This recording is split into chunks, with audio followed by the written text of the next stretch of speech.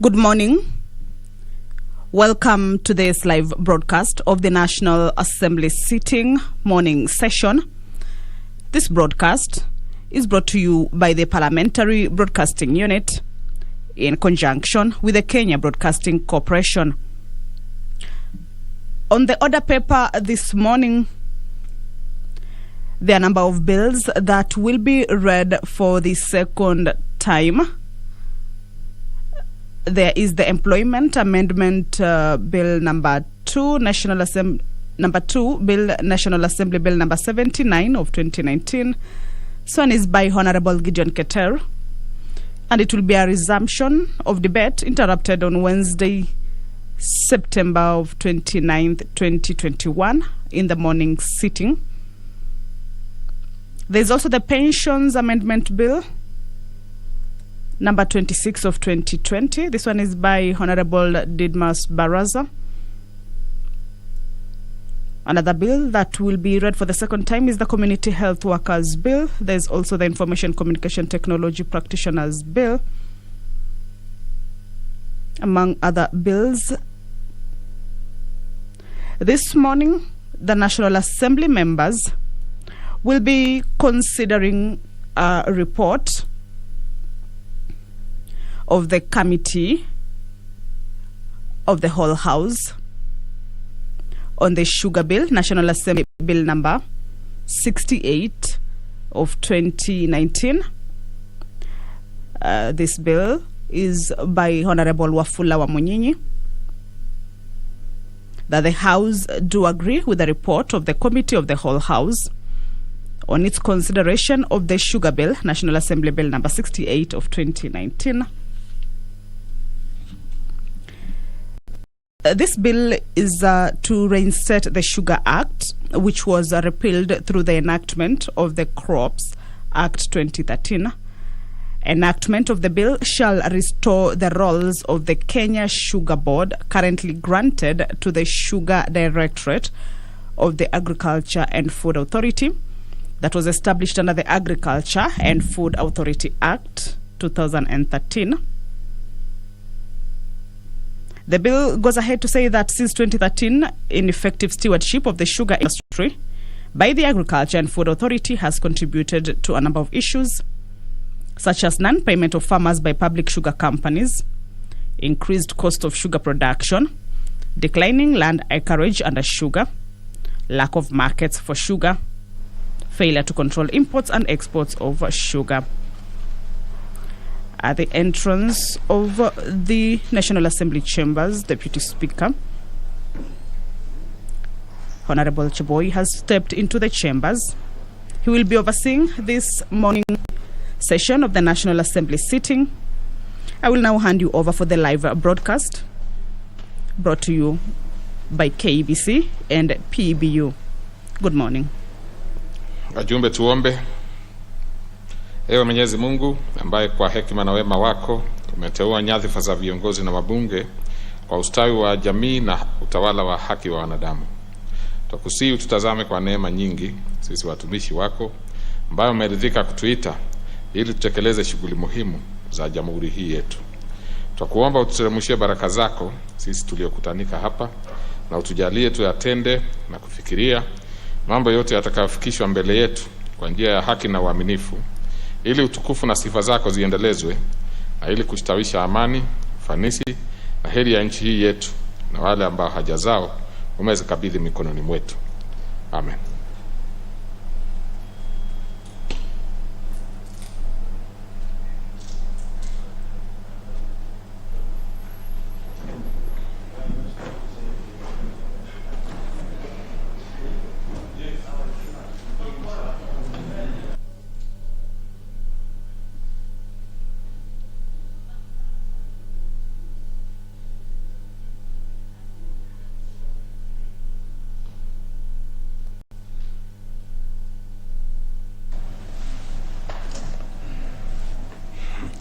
Now, honorable members, we actually do not have any required quorum.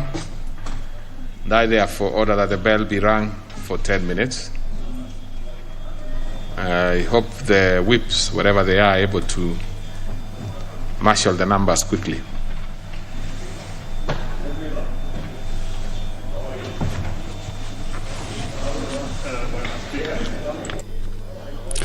This is the live broadcast of the National Assembly morning session.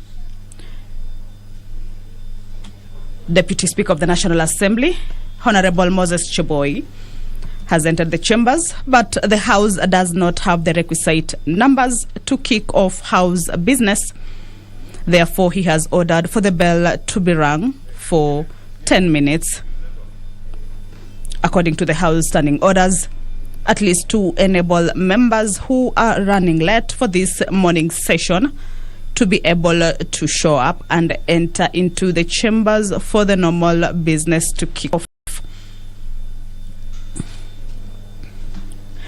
On the order paper this morning, members of the National Assembly will be considering a report on the Committee of the Whole House on the Sugar Bill, a bill that was moved by Honorable Wafula Wamunyinyi, that the House agree with the report of the Committee of the Whole House on its consideration of the Sugar Bill, National Assembly Bill number 68 of 2019. A question will be put after the bill has gone for the third reading.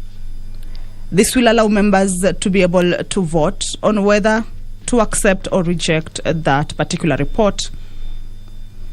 But a quick look at the principal objective of this bill is to reinstate the Sugar Act, which was replaced through the enactment of the Crops Act 2013.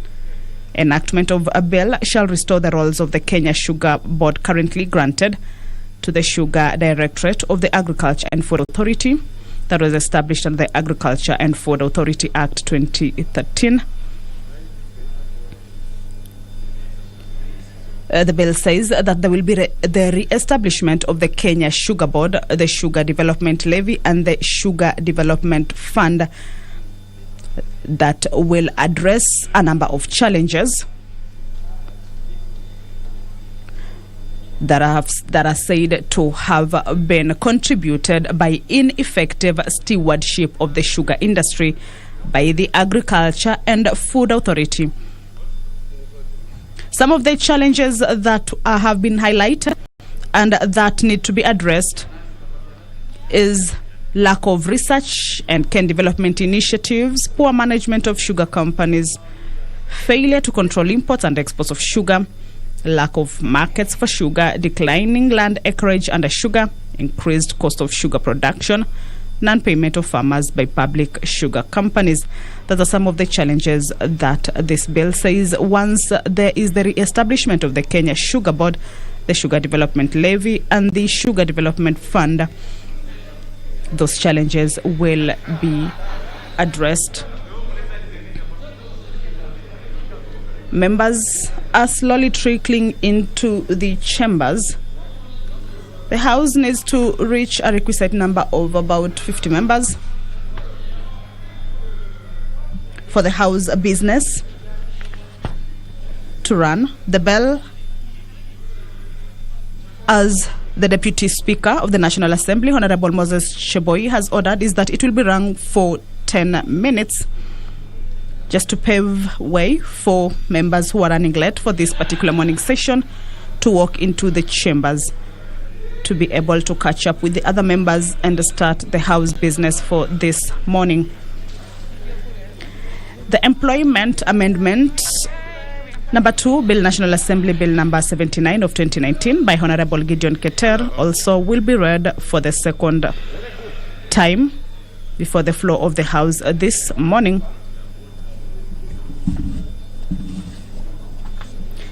It will be a resumption of interrupted debate of Wednesday, 29th, 2021, the month of September.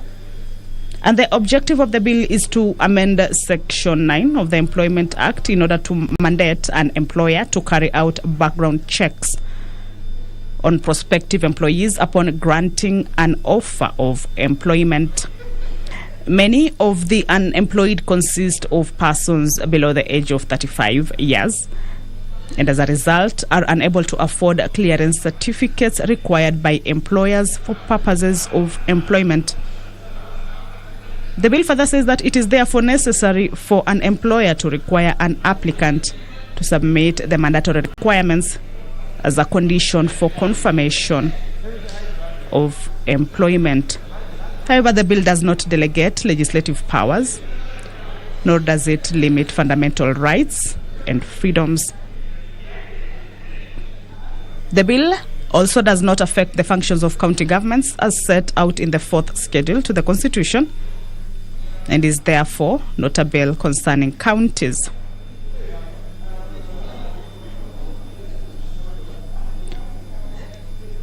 The authors of this bill further say that the enactment of this bill may occasion additional expenditure of public funds. This bill is by Honorable Gideon Keter, and it will be a resumption of a debate interrupted on Wednesday of 29th September 2021. We also have the Pharmacy and the Poisons Amendment Bill 2021, which is among some of the bills that will be read for the second time this morning. This is by Honorable Alfred Kipto Keter. And this bill is to amend the Pharmacy and Poisons Act to prohibit the sale or dispensing of medicine without a written prescription from a registered health practitioner. This is aimed at safeguarding the health of all Kenyans and encourage them to always seek medical attention from qualified health practitioners, notwithstanding that an ailment may be considered as minor. Sale of over-the-counter medication has always encountered self-diagnosis of ailments without the benefit of medical advice from a health or medical practitioner. This is said to endanger the lives of those who may consume harmful medication, suffer adverse reactions, or even develop drug resistance owing to abuse or misuse of certain medications like antibiotics. This bill will be read for the second time before the floor of the House this morning. As you can see, members are slowly trickling in there. The bell is at this particular time ringing for about 10 minutes. The session was supposed to start at around 9:30 as usual, but the quorum of the House has not been reached. The requisite number is yet to be reached, compelling the Deputy Speaker of the House, Honorable Moses Cheboy,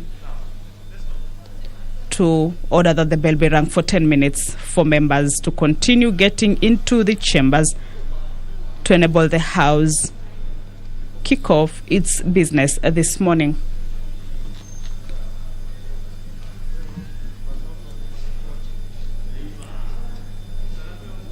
Deputy Speaker, Honorable Moses Cheboy, they are saying that hopefully after the 10 minutes of the bell ringing, that has given the members who are late for this session the time to slowly walk into the House, that hopefully after the 10 minutes the numbers will have been achieved, about 50 members. Then the House business can start. This morning, pursuant to the provisions of Standing Order 42A5, the following members will be allowed to ask questions to relevant authorities. We have the member for Tharaka, Honorable Gitonga Murugara, is expected to ask the Cabinet Secretary for Interior and Coordination of National Government whether he could explain the measures that the ministry has put in place to curb corruption in police stations across the country, and in particular in Gatunga Police Station in Tharaka North Sub-County, Tharaka Nithi County. Also, member for Tharaka will pose a question to the Cabinet Secretary for Interior and Coordination of National Government to tell what mechanisms the ministry has put in place to ensure that investigations are carried out and action taken against individual police officers, administrators, and other cadres of security personnel and management who engage in order, members, order. We still have not gotten the required. We are just short of it, so I am going to give another 5 minutes. The bench will drink for another 5 minutes.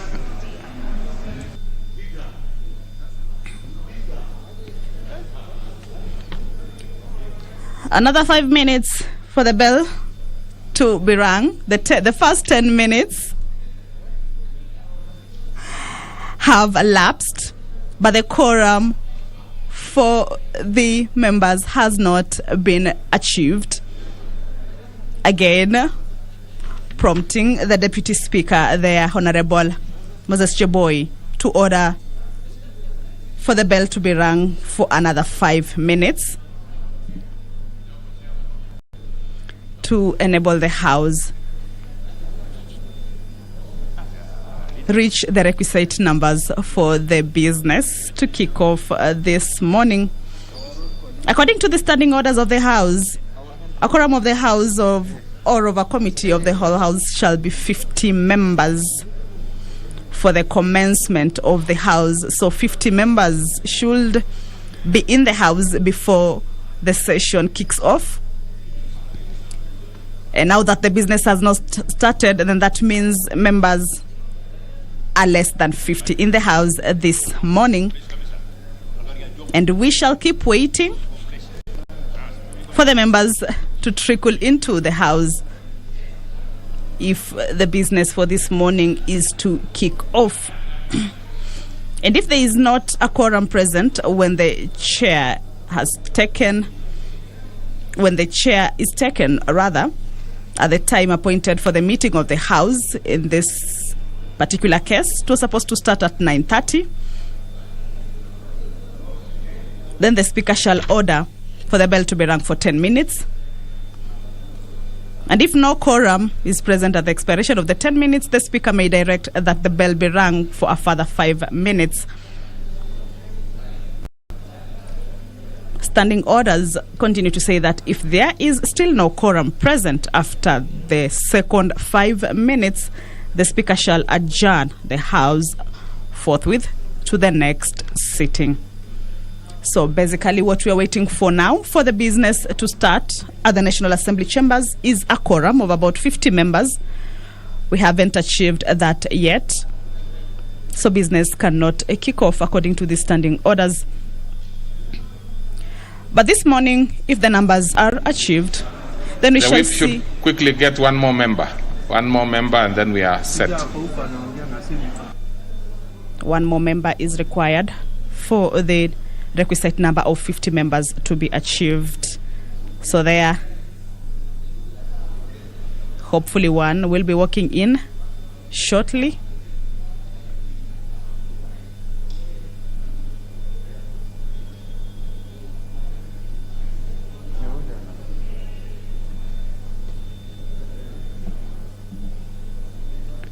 We are waiting for one member. It is 9:45 a.m. No, that one was already there. Yes, now that one. One more member members, there. we can now. I'll now hand you over to the live broadcast. My name is Kamche Benza. Enjoy the rest of your viewing. Administration of oath. Order number 2, communication from the chair. Order number 3, messages. Order number 4, petitions. Under that particular order, we have the Honorable, let me check. Kindly members, you can look at your order paper. You'll be able to see the notices of petitions.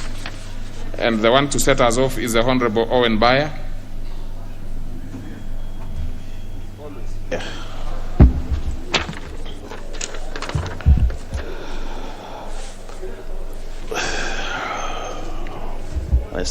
Okay.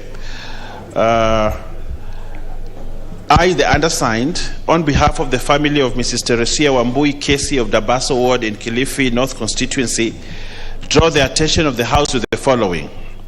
that Mrs. Teresia Wambui Kesi acquired the parcel of land registered in 1987 as LR 15060 Gede Kilifi, title number CR 32236, under a 99-year lease.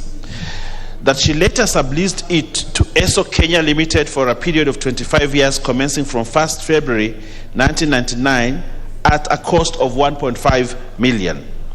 That in 1999, ESO Kenya Limited was sold out and its name changed to Mobile Kenya Limited, after which a sale agreement was signed by Mrs. Casey and the new proprietors, namely Libya Oil Kenya Limited, which she assumed was for the existing lease. That by then ESO Kenya Limited had taken the lease title from her to enable them get approval for constructing a petrol station on the site, and the title deed is still in the custody of Libya Oil Kenya Limited, which is now referred to as Oil Libya Kenya Limited. That upon realizing that she had been shortchanged by Libya Oil Kenya Limited through reduction of sale price from Kenya shillings 7.5 million to Kenya shillings 3.8 million, and that the land was to be sold to the farm before expiry of the 25-year lease, Mrs. Casey changed her mind and declined to sell the land.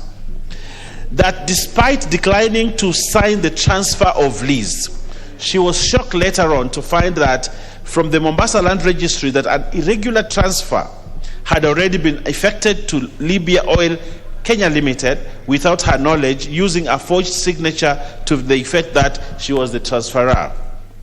That following her complaints, the registrar at Mombasa Land Registry issued a notice dated 4th of May 2017 requiring Oil Libya Kenya Limited to have Mrs. Casey reinstated as the registered owner, but the firm ignored the notice. That the matter was forwarded to the Director of Public Prosecution, who on 23rd March 2021, this year, recommended that the title be reinstated to Mrs. Casey, but the directive has not yet been effected. That efforts by Mrs. Casey to address this matter with relevant authorities have borne no fruit, and that the issues in respect of which this petition is made are not pending before any court or any constitutional or legal body. Now, therefore, your humble petitioner prays that the National Assembly, through the Departmental Committee on Lands, 1, establishes the reasons why the Ministry of Lands and Physical Planning has not yet acted on the matter, despite the clear evidence of fraud in the transfer of ownership.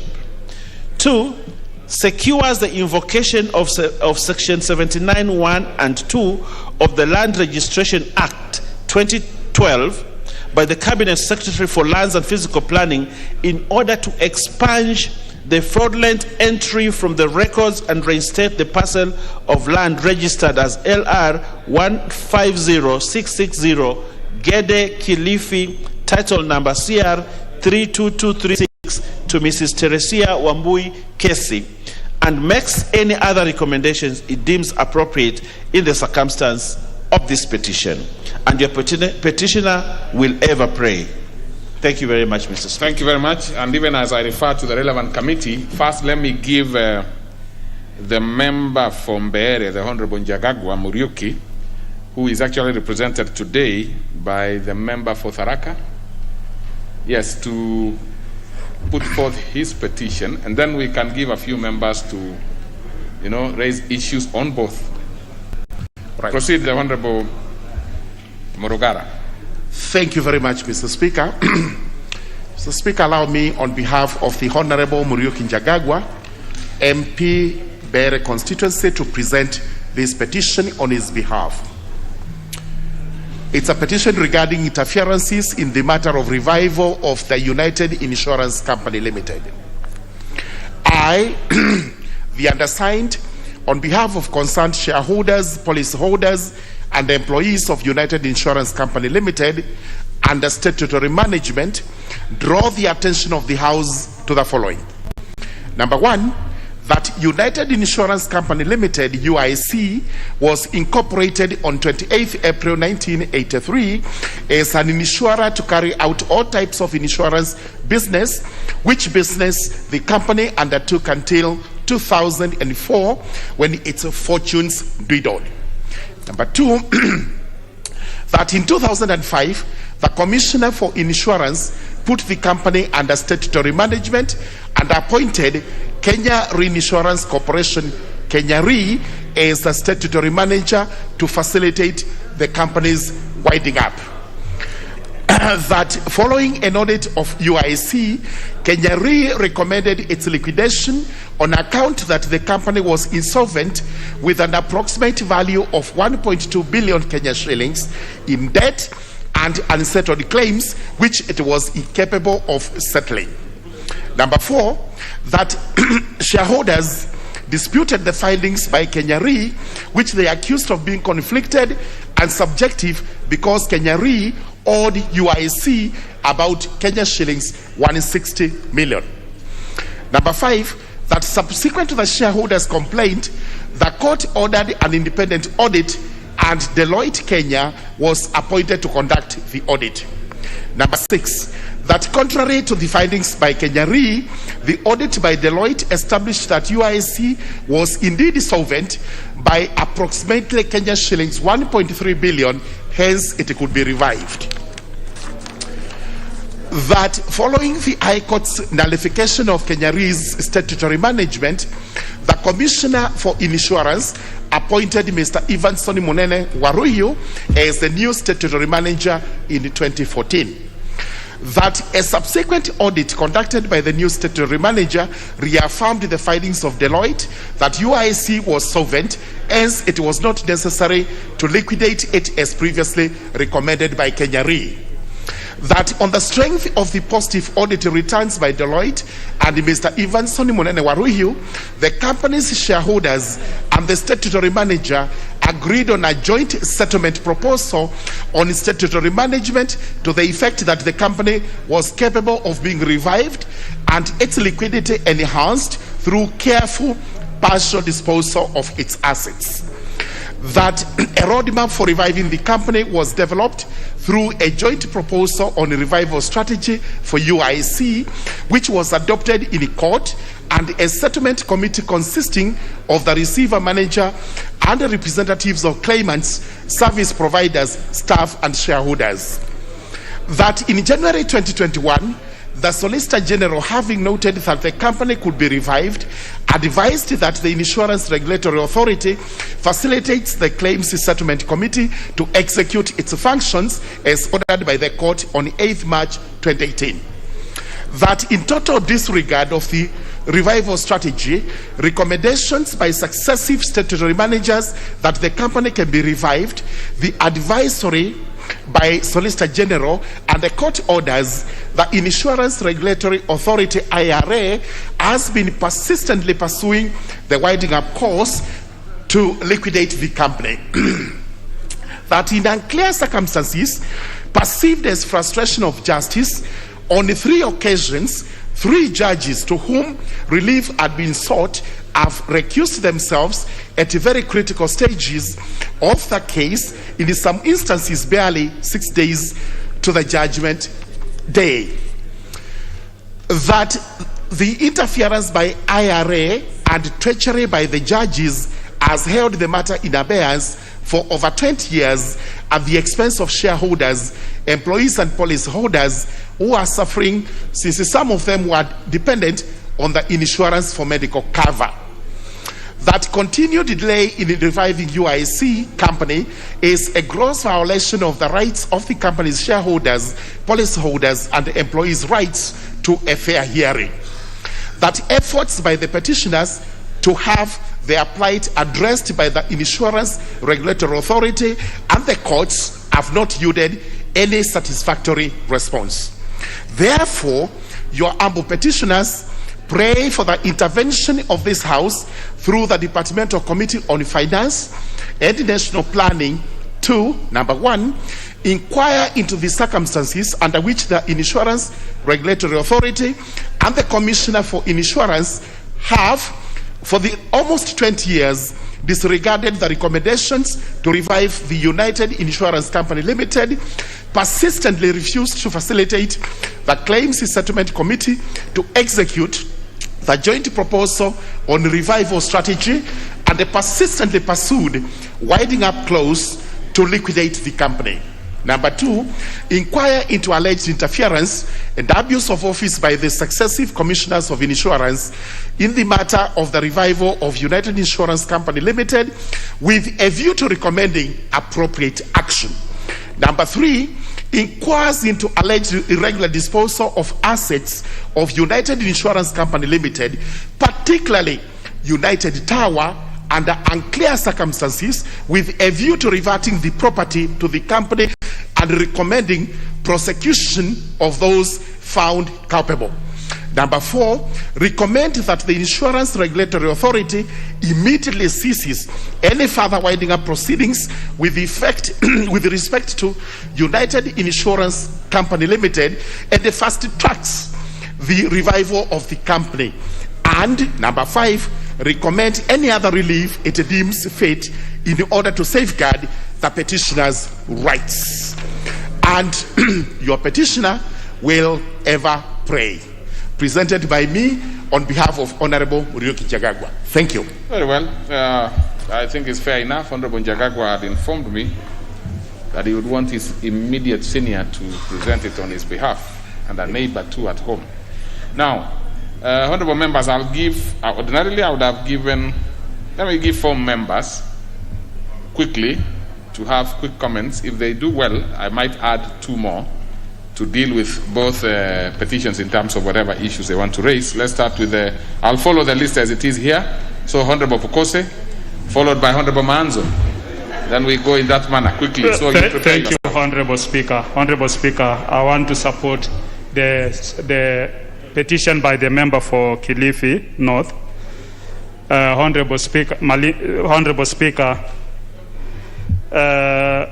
it is a very sad case where somebody leases, Wamboi leases her land to an oil company to be able to do business, and later on they fraudulently forge her signature. I think it will be very important that the DCI should be brought into this matter at the earliest opportunity, so that those who have engaged fraudulent activities be prosecuted. And I think other matters of similar nature should also be looked into. Thank you. Honorable Speaker, on the petition by Honorable Njagagwa, so that other members can also get on the petition by Honorable Njagagwa, Honorable Speaker, we are aware of many insurance companies that have collapsed, and they have collapsed with people's assets, with people's money, and I think this should be able to set a good example. Thank you, Honorable Speaker. Now, the rest of the membership, please make up your mind on which petition you want to speak to. Honorable Manzo. Mr. Speaker, I want to speak on the one by the Honorable Njagagwa. Mr. Speaker, the collapse of United Insurance, among many other insurance, which have ended up being managed by the statutory manager. In a lot of times, the statutory manager, instead of managing the company to success, have mismanaged them into liquidation. And in the case of United Insurance Company, it is clear that by its asset, it was very liquid, and in the first place, it should never have been sent to the statutory manager. It was a decision which was erroneous, Mr. Speaker. I really want to urge the committee to move very fast and urgently, Mr. Speaker, owing to the fact that we are nearing elections, so that this company, which owes a lot of people money, including myself, can be able to stabilize and be able to pay those people who lost their money there. I thank you, Mr. Speaker. The Honorable Dawood. Thank you, Mr. Speaker. Mr. Speaker, I want to comment on the first petition by Honorable Owen Baya.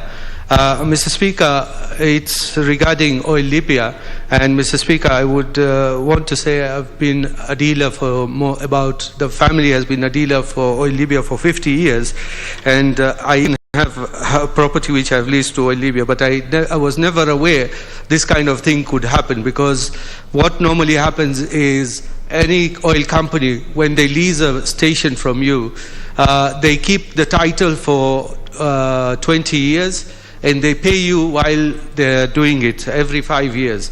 And Mr. Speaker, apparently in this petition, it looks like the lady, Teresa, was selling the property to Oil Libya. And I think the committee would do well to see what kind of agreement there was for the sale. And if the sale did not go through, then when did the lady sign the transfer forms? Because I believe I was not asked to sign transfer forms. So how, in what circumstances she signed the transfer forms would be very, very important, Mr. Speaker. Thank you. Very well. Honorable Abo Mohammed. Captain. Asante Bwana Spika kunipatia na mimi nafasi na mimi nichangie katika hili ombi la Mheshimiwa Baya. Bwana Spika, ni vyema kuangalia kwa kina mambo ya ardhi.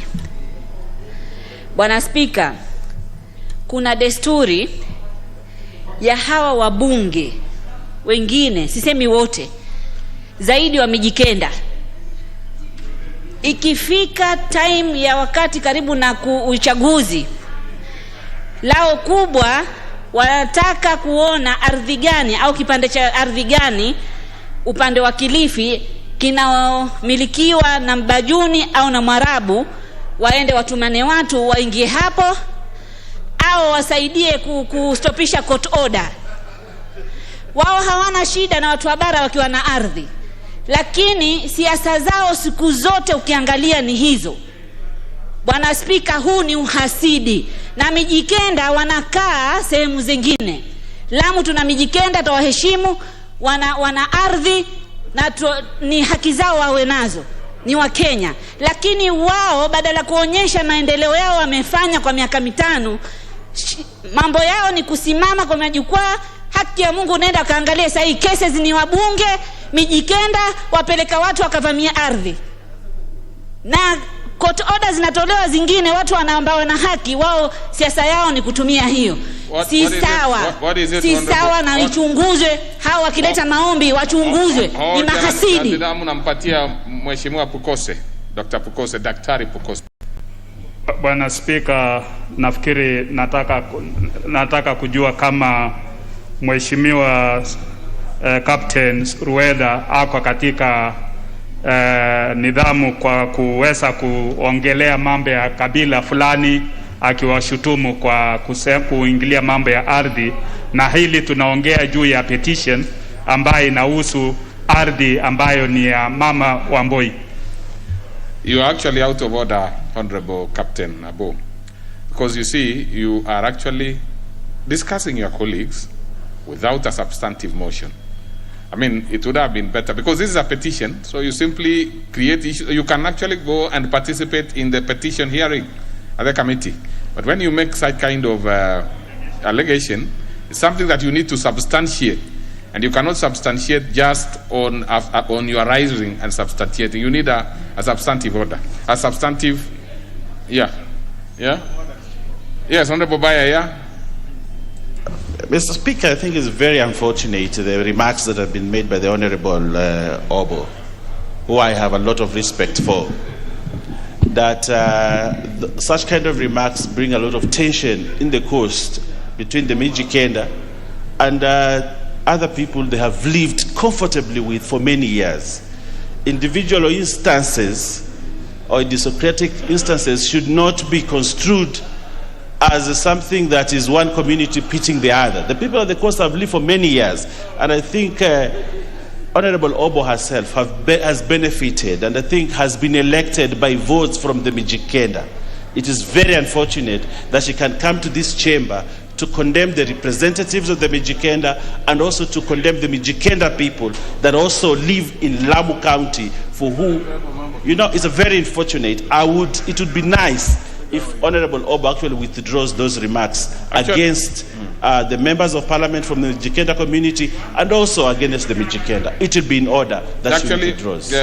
Honorable Captain Abo, you will have to withdraw that statement. And if you have very concrete evidence, you should file a substantive motion and then you can discuss it.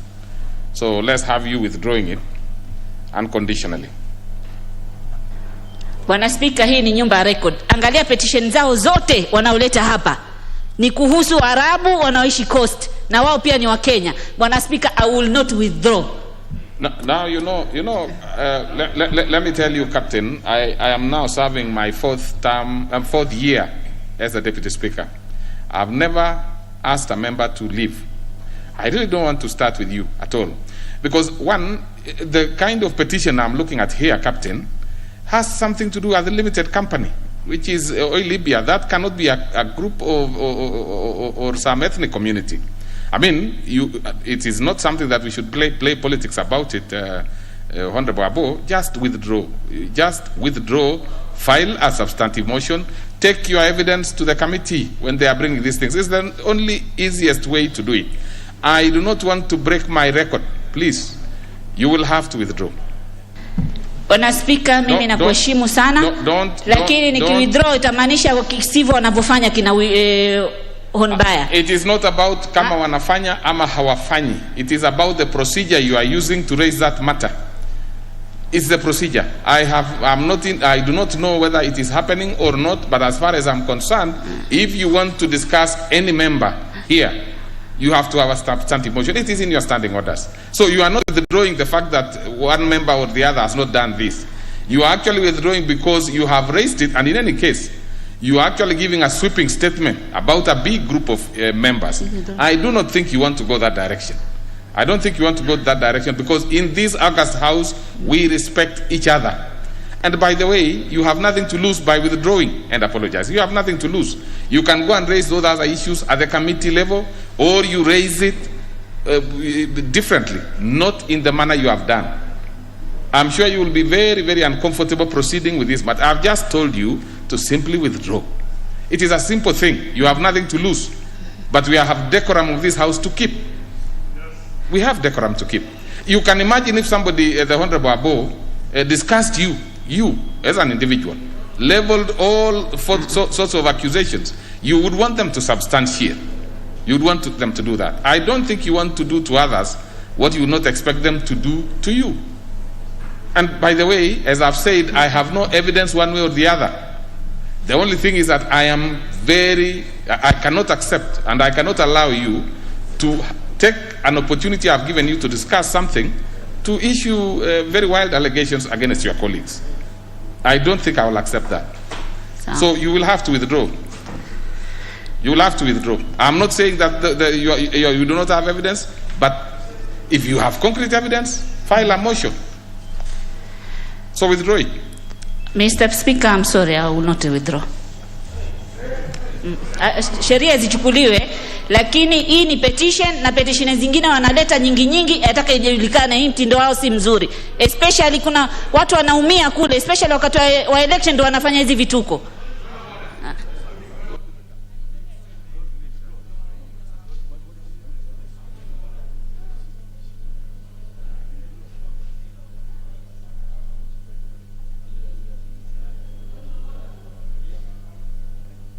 Honorable Dr. Wamalwa, you talk on that, but I am giving the Honorable Abo the last opportunity to withdraw. But Honorable Wamalwa, you can say what you want to say as I give her an opportunity to think through. You see, there is no heroism in this house, and you cannot be a hero by castigating a community. Honorable Dr. Amalwa. Thank you, Mr. Speaker. Mr. Speaker, Honorable Captain has been picking up very well as a first-time member of Parliament. And one of the standing orders stipulates, Mr. Speaker, when you speak Kiswahili, you maintain Kiswahili. When you speak English, you retain English. She's been speaking Kiswahili and she's been mixing with English. Already that, Mr. Speaker, is not acceptable.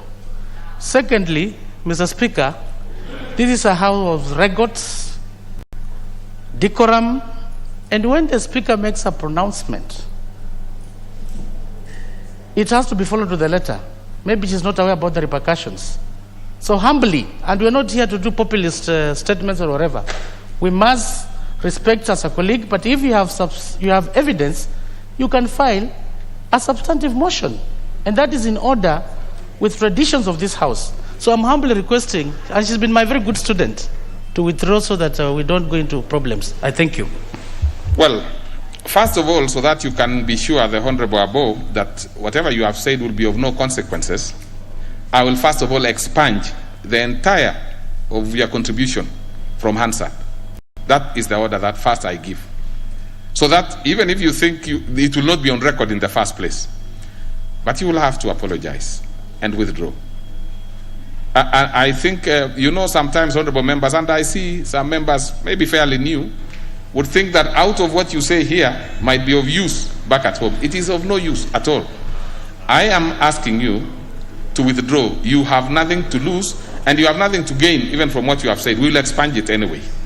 So just withdraw and apologize. I've given you too many, quite a number of, I've given you quite some opportunity to do that. Now, just do it because we don't want to waste our time with what is on the floor. Now, we have other businesses to deal with. Mr. Speaker, Bwana Speaker, mimi sijataja jina la mbunge yoyote hapa ndani. Nashangaa napewa hizi hukumu. It would have been better if you had even mentioned names. It would have even been slightly better. Now you have given a blanket accusation of a community or a community of members here. That is worse. That is worse. Unless you do not know what Mijikenda means. You know it is a community. I thought you are from Coast yourself. And really, I think I'm engaging you unnecessarily. Just withdraw, or I take the decision I've made, I'm going to make it very quickly. Really, I don't think we need to waste time on that. Nimesema waziwazi si wote. It does not matter. It does not matter. You did not say that. What I've just said is that you need to withdraw. I have not thought that you are that difficult. Really, you don't look that difficult. Just withdraw. I don't want to take any. I would be very, very reluctant to take any step that I want to take. Please, just withdraw. Nitaleta ushahidi. Niko tayari kuleta ushahidi. I'm not interested in that. You will prepare the motion that will create those circumstances, those evidences that you want to bring. You will have an opportunity, but in the meantime, just withdraw. And then you can bring your evidence substantively. Just withdraw. Just withdraw. Just withdraw. Just withdraw, Captain Abo. Just withdraw.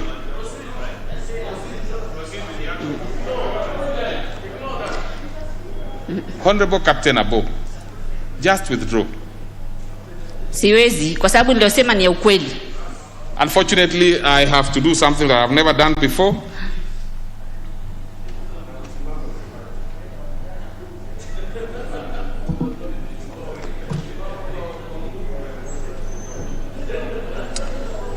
Captain Abo. Yes. Just withdraw. The consequences are not very good.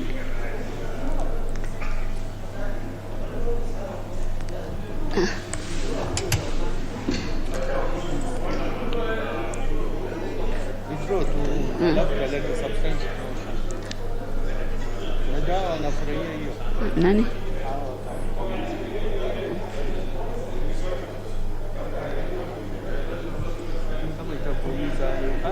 Itaniumiza sitaki. Amezidi hao.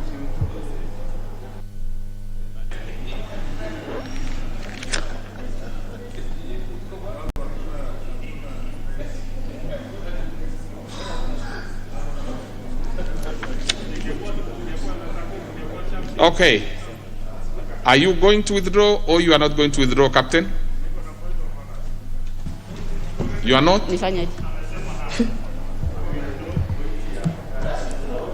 I withdraw. Thank you very much.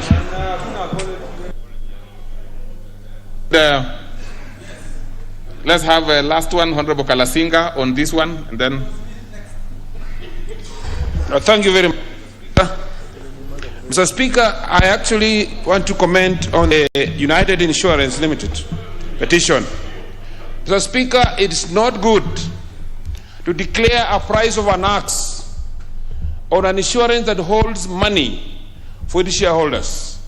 Mr. Speaker, the Kenya Re first owes this some money. It's very bad to wind up maybe for its own interest. So, Mr. Speaker, I support the petition. Thank you. Thank you. So, next order. Order number 5, papers. Majority whip. Are you the one placing the papers before the House? Thank you, Honourable Speaker. Honourable Speaker, I beg to lay the following papers on the table of the House today, Wednesday, November 10, 2021, this morning sitting. 1. Legal notice number 206 of 2021 relating to the Dick Gardens Wetland Conservation Area Order 2021. 2. Legal notice number 207 of 2021 relating to the Ngarelen Springs Catchment Conservation Area Order 2021. 3. Legal notice number 208 of 2021 relating to the Kikuyu Springs Aquifer Groundwater Conservation Area Management Order 2021. 4. Legal notice number 209 of 2021 relating to the Lake Kenyatta Sub-Catchment Conservation Area Order 2021. 5. Legal notice number 210 of 2021 relating to the Amu Sand Dunes Groundwater Conservation Area Order 2021. 6. Legal notice number 199 of 2021 relating to irrigation in brackets General Regulations 2021. 7. Legal notice number 217 of 2021 relating to the adjustment of rates for inflation. 8. Reports of the Auditor General and financial statements of NGCDF in respect of the following constituencies for the year ended 30th June 2019 and the certificates therein. 1. Bomachoge Chache. 2. Lugari. 3. Mumias East. 4. Matayos. 5. Teso South. 6. Kimilili. 7. Webuye East. 8. Aldai. 9. Sigor. 10. Emgwen. 11. Moiben. 12. Cases. 13. Turkana East. 14. Seme. 15. Ainabkoi. 16. Mosop. 17. Cherangani. 18. Malava. 19. Turkana West. 20. Kamukunji. 21. Elafi. 22. Kieni. 23. Ganse. 24. Butula. 25. Marakwet West. Thank you, Honourable Speaker. Very well. Next order. Order number 6, notices of motion. Order number 7, questions and statements. Under this particular order, we will start with the ordinary questions. Leading us off is a member for Tharaka. You see, Honorable Member for Tharaka, you would get a little confused if you do not keep social distanced protocols. And you understand what I'm talking about? Absolutely. Absolutely. Yes, I don't. So proceed, please. Sorry. I was in the great discussion with the woman representative of my county of extremely serious matters pertaining to Tharaka Nithi County. Thank you, Mr. Speaker. Allow me to ask question number 446 of 2021, directed to the Cabinet Secretary for Interior and Coordination of National Government. Number 1, could the Cabinet Secretary explain the measures that the ministry has put in place to curb corruption in police stations across the country, and in particular in the Gatunga Police Station in the Tharaka North Sub-County of Tharaka Nithi County? Number 2, what mechanism has the ministry put in place to ensure that investigations are carried out and action taken against individual police officers, administrators, and other cadres of security personnel and management who engage in corruption in the country, and in particular in the said police station? Thank you, Mr. Speaker. Very well, that one will be replied to before the Departmental Committee on Administration and National Security. Next is the member for Kajiado North, the Honorable Manje.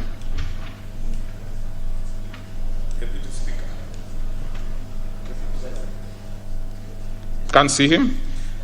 We go to the member for Rongo, the Honorable Abur.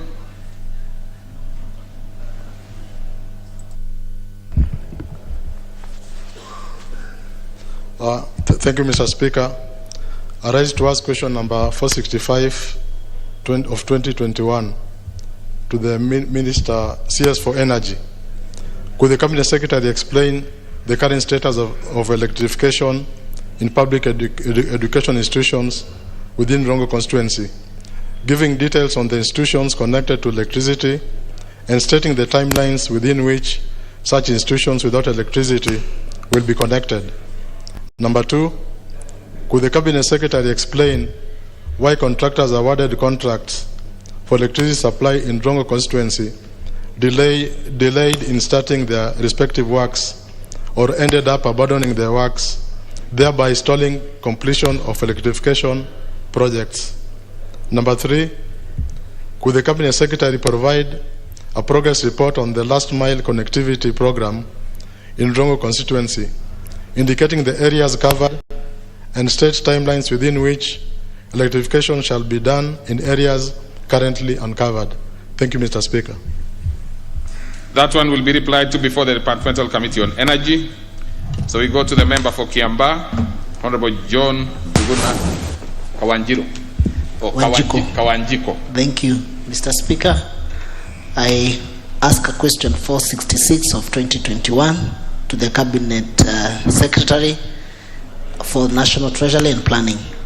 Could the Cabinet Secretary provide details on ownership and value of transactions of all pay bills and pay bill numbers registered by Safaricom, Airtel and Telcom Kenya used in betting and gaming activities by major vernacular radio station, and more particularly by Nolo FM, Kameme FM and Gukena FM? Could the Cabinet Secretary further provide details on the financial statement of the pay bill transactions, inclusive of names of beneficiaries, amount paid and tax revenue generated within the last 1 year? What actions, question 3, what action is the government taking to address alleged case of money laundering activities being undertaken through betting activities by the broadcast and radio media in Kenya? Thank you, Mr. Speaker. Very well. That will be replied to before the Departmental Committee on Finance, National Planning. Next is the member for Jomvu, Honorable Twalib Badi.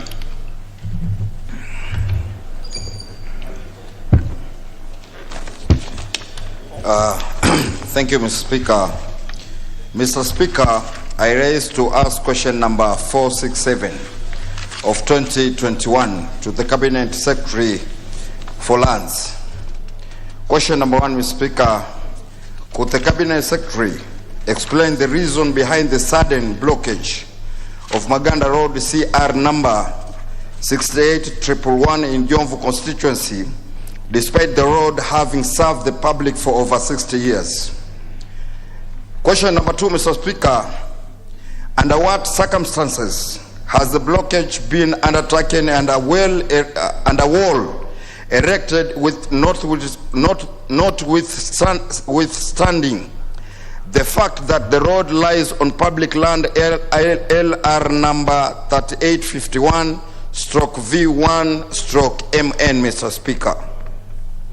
Question number 3, Mr. Speaker, within what timelines shall the erected wall be demolished and the road restored to enable the residents obtain critical access to schools, hospitals, government offices and other social services, Mr. Speaker? Thank you. That one will be replied to before the Departmental Committee on Lands. So we go to the next segment of that particular order.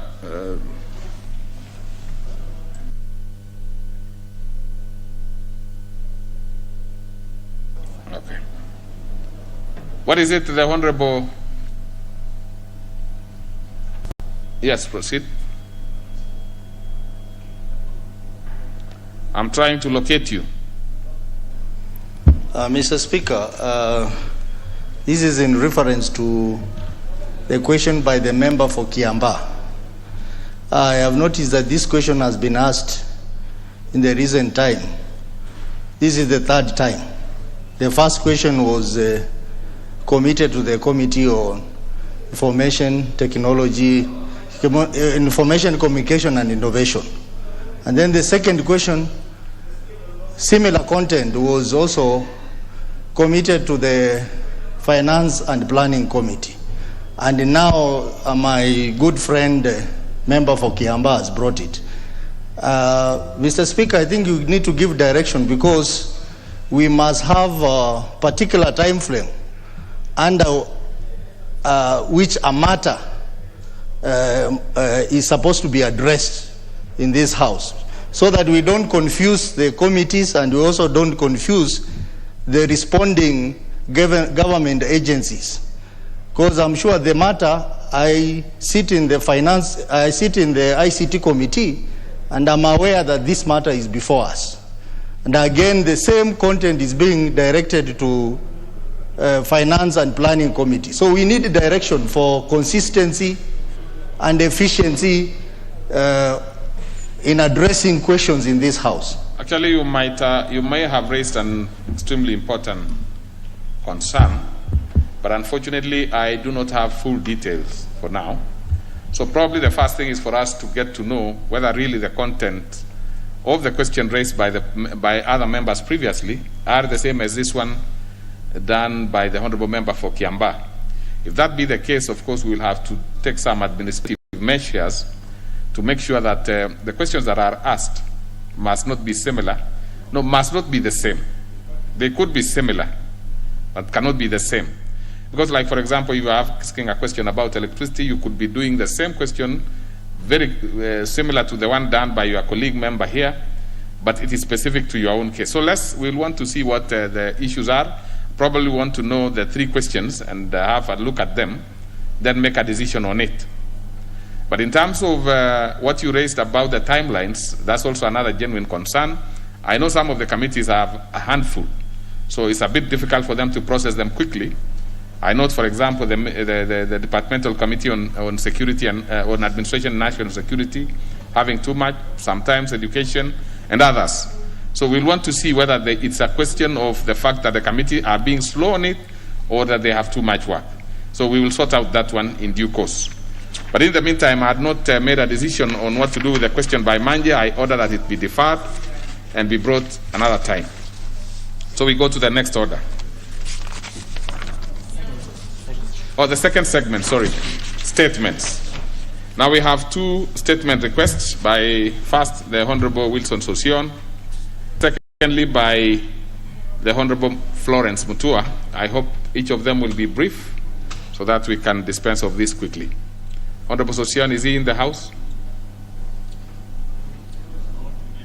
Don't seem to see him. Very interesting, because he hardly misses sessions here. But then we'll defer it. Let's have the Honorable Florence. I defer it because I consider it an extremely important issue. Thank you. Which touches on the school unrests in the country. That one we can do it in the afternoon because it's something that is urgent. So we will have Sosion notified so that he can quickly bring that statement. Fortunately, I see him walking in. Proceed, Honorable Florence. Thank you, Mr. Speaker. Honorable Speaker, pursuant to the provisions of Standing Order 44-2C, I wish to request for a statement from the Chairperson of the Departmental Committee on Trade, Industry and Cooperatives regarding confinement of a consignment of fish on transit by Ugandan authorities on 2nd and 3rd October 2021. Honorable Speaker, the Busia, Kenya Cross-Border Fish Market Management Unit is a fish market infrastructure comprising of more than 2,000 smallholder traders who source for fish from Lake Turkana and sell to local markets and export the surplus to the Democratic Republic of Congo, DRC. On 2nd and 3rd October 2021, at the Mpondwe border point along the Ugandan-DRC border, 4 trucks loaded with salt fish valued at 40 million Kenya shillings on transit to DRC were intercepted and detained by the authorities. The consignment was later taken to Entebbe, Uganda, despite complying with all cross-border trade and customs requirements. Additionally, the consignment, although intercepted by the Ugandan authorities, was not meant for the Ugandan market, but for the Democratic Republic of Congo. Honorable Speaker, it is against this background that I'm seeking for a statement from the Chairperson of the Departmental Committee on Trade, Industry and Cooperatives on the following. 1. What steps is the Cabinet Secretary for Industrialization, Trade and Enterprise Development taking to ensure that the Busia, Kenya Cross-Border Fish Market Management Unit consignment is secured and released without delay to avert further losses? Could the ministry consider compensating the traders for the loss of revenue? And finally, considering that this is not the first incident involving fish detainment, could the ministry urgently engage with our Ugandan counterparts to avert such incidents in future? Thank you, Mr. Speaker.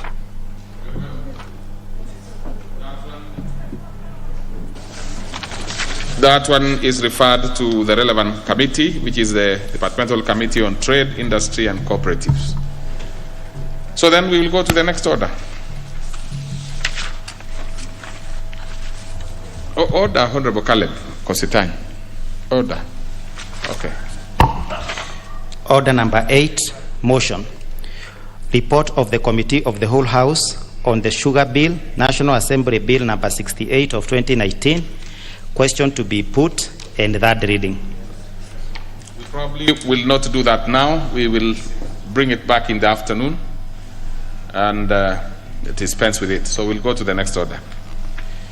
Order number 9, the Employment Amendment number 2 Bill, National Assembly Bill number 79 of 2019. Second reading, resumption of debate. Honorable members, on this particular one we have 35 minutes. I know quite a number of members had spoken to this, so please, those members who would want to contribute, please press the intervention slot so that I'm able to know that you have not contributed before, therefore you want to speak to it. Otherwise then I'll call the, so we'll have, which members want to speak to this? I consider that by the fact that the Honorable Wanyonyi, you want to speak to this, you have not spoken before? Mr. Speaker, I think I was on the floor when I was contributing this. Just a minute so that we confirm. The Honorable Mbaka had a balance of 9 minutes. Now, is she in the house and is interested in contributing further to this? I do not see her, so we proceed with Honorable Wanyonyi. Mr. Speaker, I think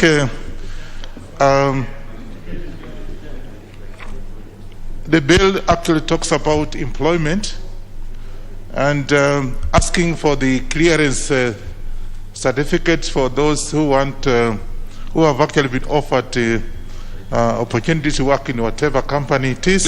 Let me confirm first. Were you the one who was on the floor, or is Zombaka? Because I see, I see that you seem to have a balance of 8 minutes. But on which one is this? Then. Yes, actually it's you who had the floor. So you have 8 minutes, and you have taken one already. Oh, no. The Speaker being unfair to me, but I will take it what you are saying. Mr. Speaker, I want to agree with this bill that at least the employer must be able to get the clearance certificate for whoever has been, the employer must be able to get a certificate of clearance from whoever is he does to employ. Because, Mr. Speaker, as you know,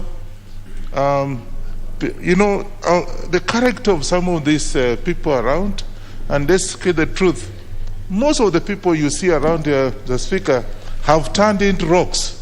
Some of them into smoking, banking, and other things. And therefore, it's only fair, Mr. Speaker, that whoever is being offered a job gets a clearance, even if it means getting clearance right from the area chief and other relevant administrative units to be able to clear that person, because we have cases where you can even see our youths actually are turning into rocks. And if you just let it go like that, you'll be able, you can get some youths who can actually cause problem with the company. And therefore, I want to, Mr. Speaker, can I be protected from my colleagues who are making noise? I can't hear them. Well, protection granted, but you are well aware that members don't make noise. Sometimes they consult in higher decibels, I'm sure you've been here long enough to know that. Yes, so I'm Mr. Speaker, from your neighbor. basically, I am agreeing that employers must get a clearance certificate. But I also want to ask that as this bill is going to be passed, the clearance certificate should be affordable. Sometimes it becomes very expensive to get a clearance certificate in terms of monetary and, of course, being taken from one place to the other. Somebody is all the way from Trans Nzoia, he is told to come to Nairobi, and they can't get clearance as is required. It takes so much to be able to get a clearance. So I suggest that as we pass this bill, let's make it mandatory that I think it takes the shortest time possible to get a clearance certificate, so that we should try to turn up the employment and get economic activities going on, because if we don't have people employed, of course what happens is that some of them are turning into crooks and stealing and what have you, robbery with violence, because they have to leave. And with those few remarks, I support. Honorable Yusuf Haji. Thank you, Mr. Speaker, for giving me this opportunity. I stand to oppose this because by asking for clearance certificate from people who have not been employed before and just got a job, that is to increase the channels of corruption further. Even things like certificate of good conduct, how do you expect somebody who has never been employed, who has left university and has been tarmacking for many years, all of a sudden there is an opportunity for him or her, and then he or her is being told, go and get this paper and that paper, and all these papers cost money. And all these papers, again, is an avenue for more corruption. And as we know very well today, corruption in the employment cycles have increased so much. And by bringing some other stringent measures, such as asking for clearance certificate, I think that we are opening the door or doors for more corruption, and I therefore I'm not therefore supporting this by asking new employees or people who have just been given opportunities to come up with clearance. Thank you.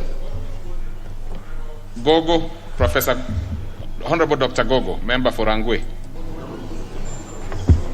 Thank you so much, Honorable Speaker, for giving me this chance. I rise to support this bill and not to belabor on what my colleagues have said ahead of me. It is important, Honorable Speaker, for us to have this bill brought here. It's a very good bill. And when it comes to matters of clearance, seeking clearance from relevant authorities, this is necessary, Honorable Speaker, because when clearance is done, we want to know the history of the kind of people that we are getting into the job system. And this clearance also has elements of integrity in it. And we are also interested probably in the competencies, the exposures, and the experiences of the various persons which we intend to get into our employment system. So I would support that when employers are getting into contact with intended employees, that they get clearance from the various authorities. And also another thing that I would probably add my voice on is that as has already been done, the certificate should be affordable. But other than that, they should be within reach for the persons who are seeking to get these clearances. The challenge at times is that our people, especially the young people, they have to walk up and down, seeking clearance from the various authorities. They are told to go, they are told to come back, and probably at times, Honorable Speaker, they don't have even transport to move up and down. So if this could be done at the sub-county level, then I should think that would help in mitigating the suffering that the jobless persons, so people who intend to move from one employment to another, go through. We also should make it as workable as possible in reducing the time of the clearance. We should have systems that are efficient enough to process this clearance quick enough to improve, to remove anxiety from the intended persons who are seeking to be employed. Upon granting employment, it is also necessary that the employer still goes on to do background checks, Honorable Speaker, on the persons, because people are normally put on probation. So it is still important that the people who have given the employment still do background checks on the employees, so that we do not have, especially in the house labor market, at times we employ our house helps and they turn out to be adversaries of the houses that they support. So still some background check could still be done, and this would help in mitigating the very many evils that we see happening in our houses. And there have been also situations where people are employed in the technology sector. They are techno-savvy, but they have ended up even using the technology that they know to steal from their employers, especially in the banking sector. So I should think that we should have continuous, as a method of doing continuous improvement in the job market, that background checks always be done, so that we have a workforce that is sustainable. We have a workforce that develops itself forward, and we also have a workforce that delivers as is required, so that our country can move forward. And with those remarks, Honorable Speaker, I support. Thank you. Honorable Milemba Omboko.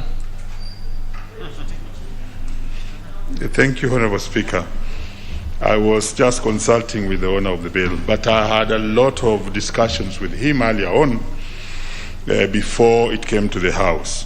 And I think I want to support the bill, that the issue of checks should not be a hindrance to the young people who want to get employed. Because even before you decide whether you are taking somebody, you are either profiling him as a criminal or is unable to do one or two, three things. I think the young people equally don't have those finances that are required all the time to process most of the requirements that are a prelude to employment. When you go through all those checks, they total to a high sum of amount, Honorable Speaker, Madam Speaker, Honorable Speaker, that even the person who wants to get employed does not have that money. So how many times do we see many young people, many young generation get to the point where they can't even apply for the job? So I think we should make it easier. I know those who will not support this bill will say no, that we risk having criminals and all sorts of adverbs and verbs against these new people who are being employed. But it should be a very easy process, so that it's not interfering with the rights to access the employment after all. It should not hinder anybody to get those particulars. So those things should be free. They should be done locally, as local as either at the county level or even sub-county level, so that this particular person qualifies. And they can even be given employment, after which we can check through back and see whether they qualified or not, because the employer has a right to do that. Honorable Speaker, as I talk about this, we must look at where we are headed to. The type of employment, given the curriculum in schools and the expectations of the graduates, will not be necessarily formal employment like it was in 1963 when we got independence. Education is continuously ceasing to be a sacred cow which will give you the employment as a white-collar job. Employment will be diverse within the CBC production, whereby somebody will train to become a gardener. Another person will just get his employment away from the formal employment. So, the owner of this bill, Gideon, you could also listen to this, that in this bill, we must not structure it to cover all forms of employment. In fact, the formal employment is ceasing. If you count the number of people who are in the formal employment vis-a-vis those who are in the informal employment, the informal employment takes it. So where we are headed to, it will be more self-employment. So I therefore think when we go to the third stage of this particular bill, Honorable Speaker, we should actually classify. Honorable Gideon, I'm giving you something here. We could classify the types of jobs that require this assessment. Because the informal sector, self-employment, and remember there's now CBC in schools, the kind of employment that will emerge will not require somebody to go through and do all those checks. So we should possibly in the third level identify the types of jobs that may require these checks after all. Otherwise, if we make a general law affecting the entire employment, then we shall just be possibly blocking certain areas that don't require this type of law after all. Thank you, Honorable Speaker, for this chance. Very well. The member for North Imenti, the Honorable Dawu Rahim. Thank you. But Honorable, if you have contributed this, yes, you're on intervention. I just want to know what is happening. Yeah, on intervention. What is your point of intervention?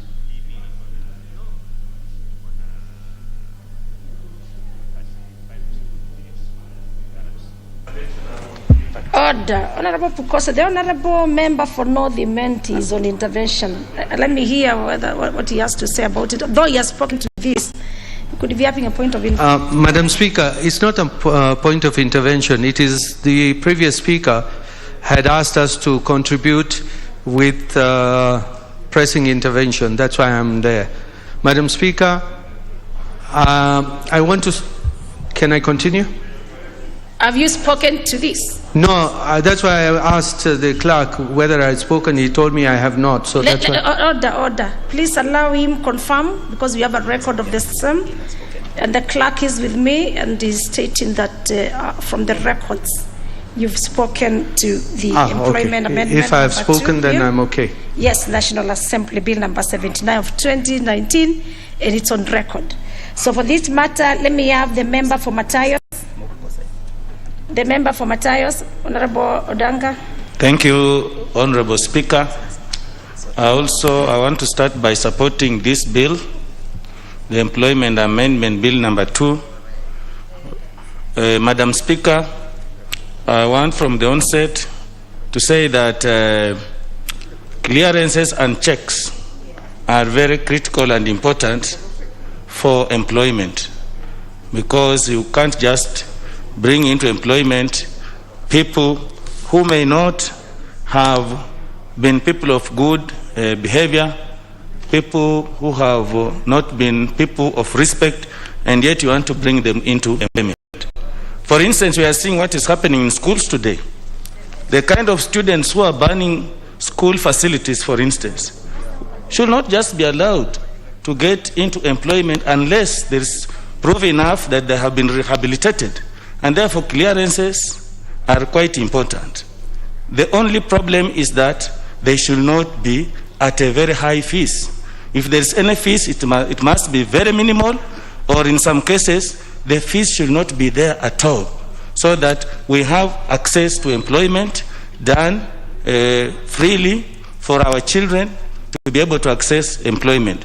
Madam Speaker, I also want to say that it could be important to categorize the kind of jobs that will require certain clearances and others may not need them at all.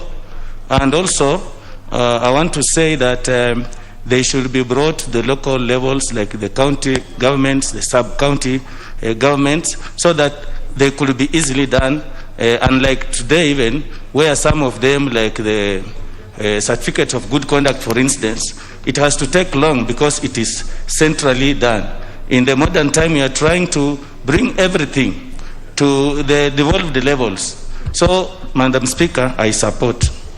Very well. And then now let me have the member for Entebes, the Honorable Kose Robert.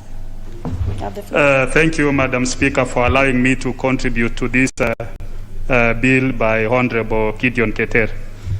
Having listened to the speakers, Honorable Speaker, I realized that maybe we might not be on the same page. Actually, what Honorable Keter has done is that he has removed the requirement for anybody seeking employment to ask that you need to get DCI clearance, you need to get EACC clearance, all those nonsense which people were before you get employment, everybody has been being sent to go and get Higher Education Loans Board, all those things. I think it is something that has made it very difficult for those seeking for jobs to apply. What Honorable Keter has done is that he has made it that once you've been you have been offered employment, now that is the stage at which you can be able to do your background check. Yeah, but you see, you'll find that so many people have been doing. When you are applying for employment, you do all that, but where does that money go? Even for the Higher Education Loans Board, does it go back to the Higher Education Loans Board?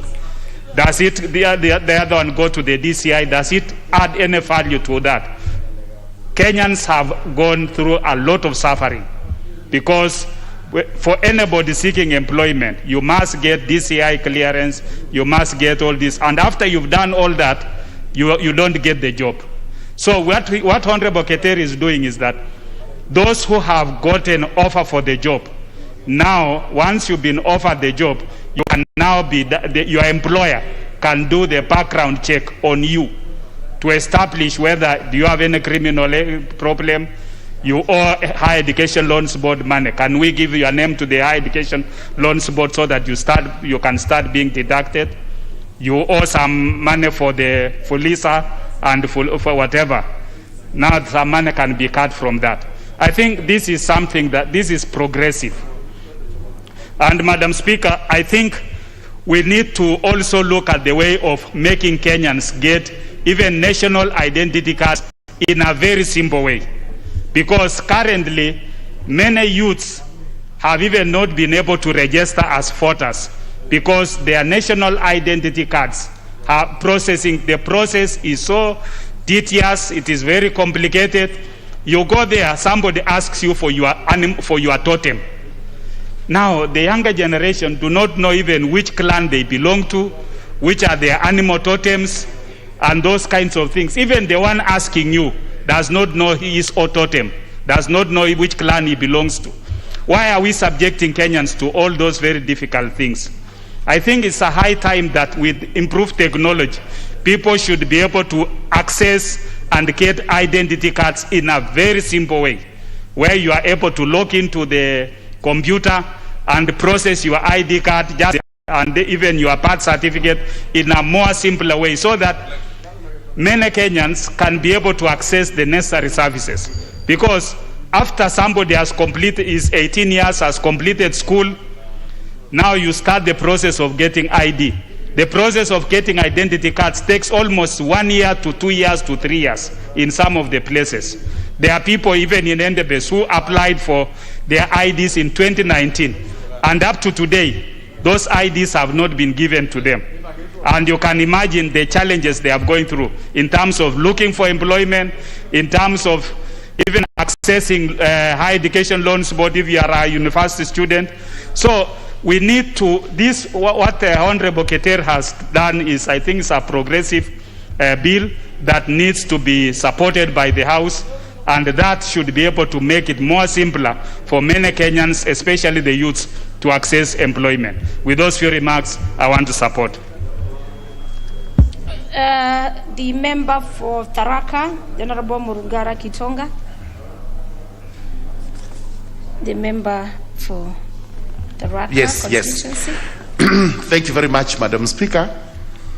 Madam Speaker, I rise to support the proposed amendment, and I've carefully gone through the draft bill. And what is sought to be done by the Honorable Gideon Keter is actually to streamline the requirements when it comes to the process of getting employment. Notably, the job seekers are young persons who possibly do not have an income, as most of them may be from the very low backgrounds where income is a problem. The net effect is that as they go to do the interviews, they are required to carry multitudes of clearance certificates for which huge payments have been made to the government so that they could obtain those certificates. The problem we have in the country is multitudes and multitudes of taxation. Everybody, including one who is not employed, is actually paying taxes. Because these monies that we pay towards clearance certificates are actually forms of taxation so that the government can raise revenue. I think this is the wrong way of raising revenue, and in my view, the process that has been proposed here is actually what is acceptable to the country and also for the good of the people. Number one, for those who go for interviews need not carry any clearance certificate where payment is required. It means that you simply carry documents that you got from inception, including school certificates, living certificates, birth certificates, and such other simple documents. However, because of track record, and especially as societies change, as an employer intends to offer a contract of employment to an employee, it now becomes important to conduct a background check. And this is where those certificates that require payment are now to be produced. And because employment is being offered, and there are many ways of obtaining this, including advancing the monies to the intended employees, then the employees can now produce the certificates to show that they have good conduct, that they've not been corrupt, that they've not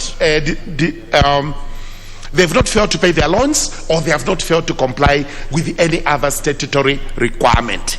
That is actually what would be good law. I therefore support the proposed amendment. You therefore support the proposed amendment.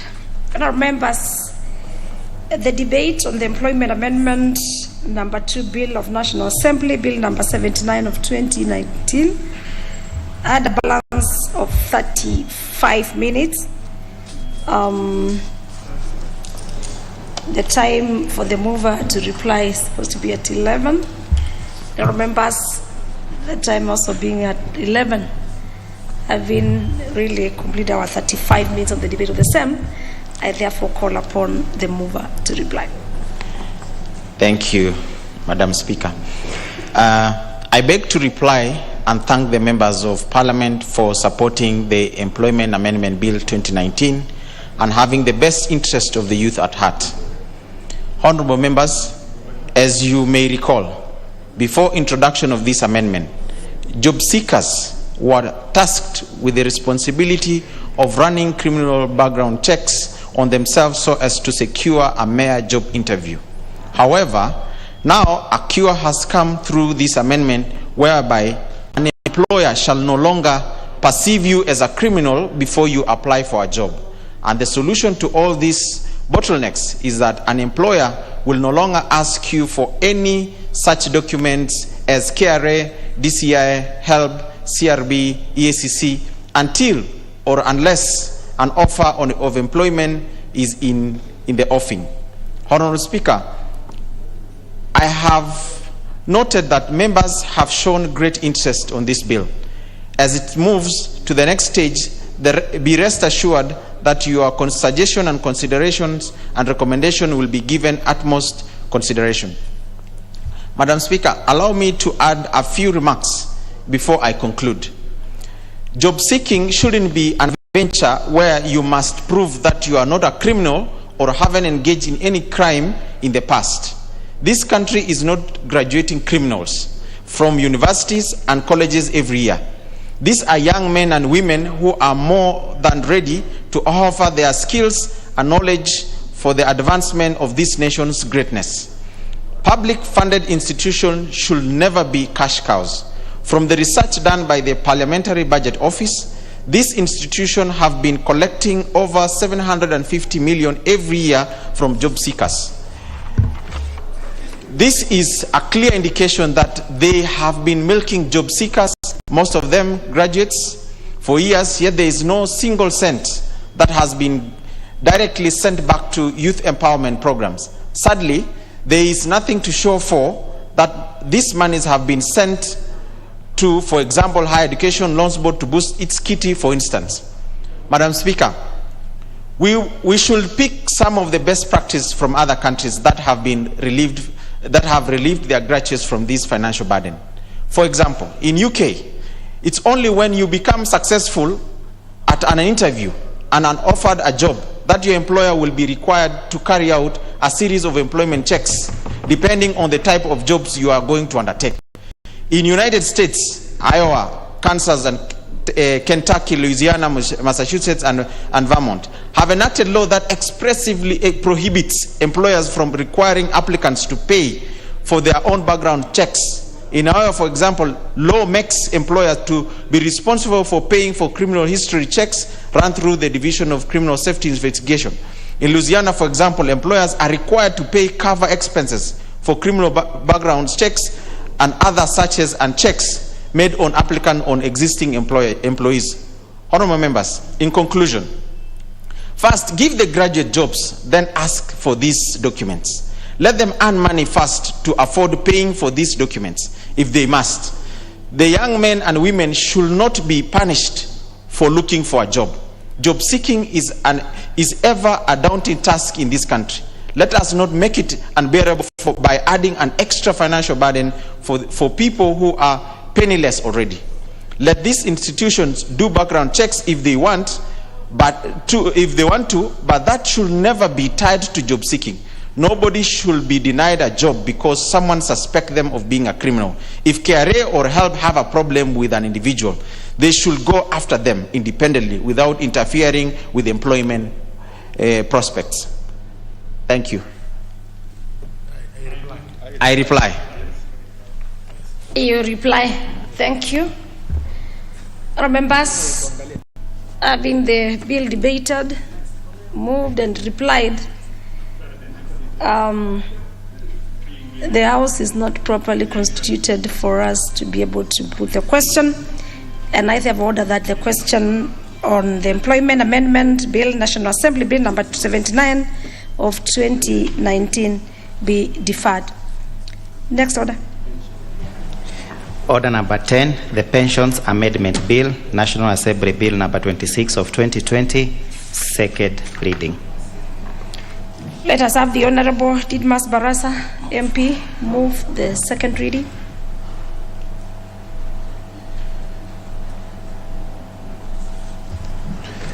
Thank you, Madam Speaker, for giving me this opportunity to move this Bill number 26 of 2020, whose objective, Madam Speaker, is to ensure that pensioners get their pension in time, and the failure by the pension schemes to remit their funds in time constitutes a criminal offense, Madam Speaker, and that they should get their pensions within a period not less than 90 days so that they can go and carry out their businesses, Madam Speaker.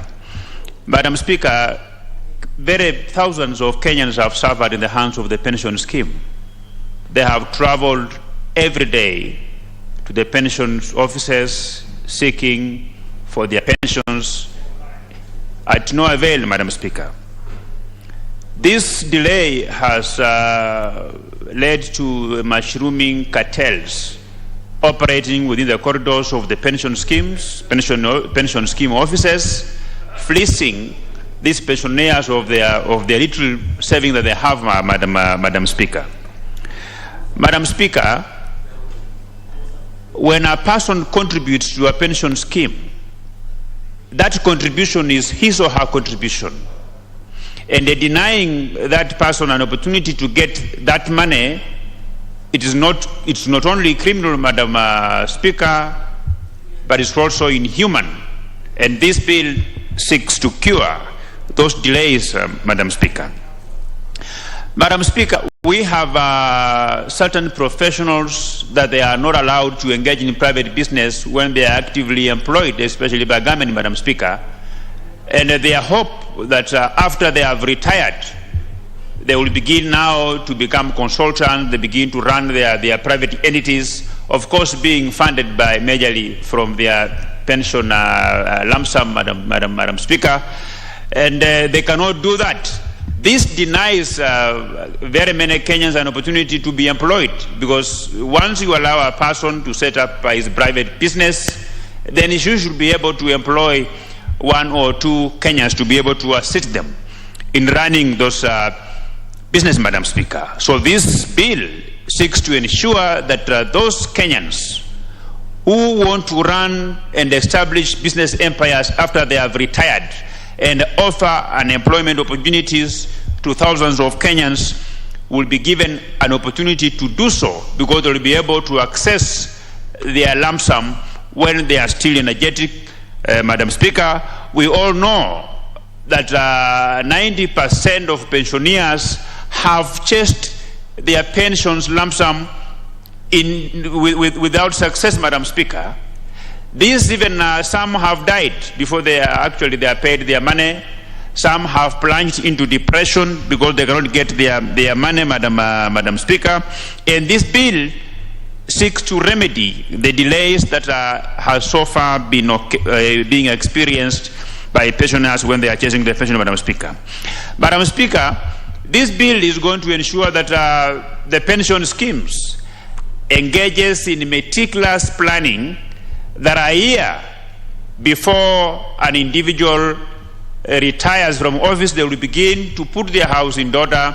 They will begin to arrange the pension lump sum and the monthly pension of this particular officer, Madam Speaker, because they will be fully aware that any delays that may be occasioned by them will not only be criminal, but is punishable, Madam Speaker, and that they will also make it very clear that wherever they have put these pension contributions, they begin to look for this money to make sure that the money is available to be given to the owners who are the pensioners upon retirement, Madam Speaker. Madam Speaker, when you contribute money to a pension scheme, there is a reason why the Pensions Act was enacted.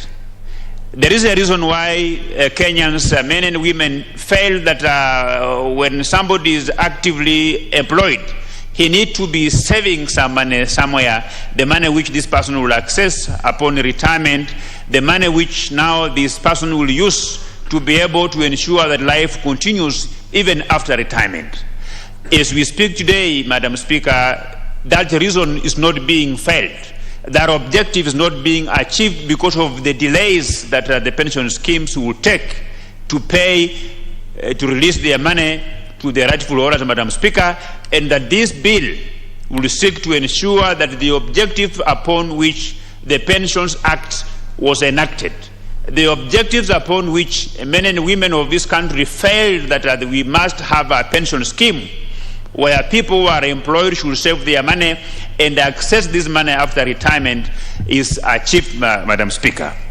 Madam Speaker, once this bill has been approved by this House and enacted into law, the cartels will be wiped out.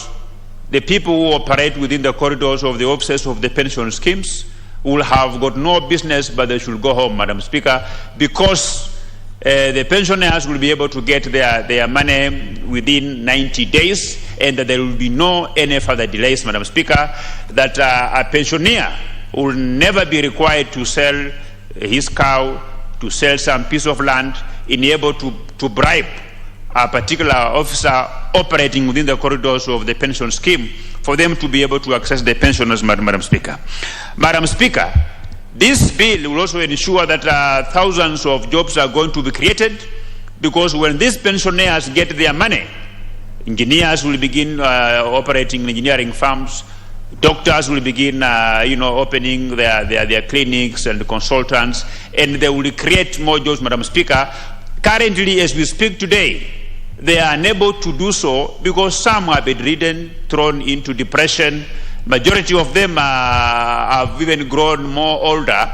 Some have even died before they can actually actualize their dream business, something which they plan to do upon retirement, Madam Speaker.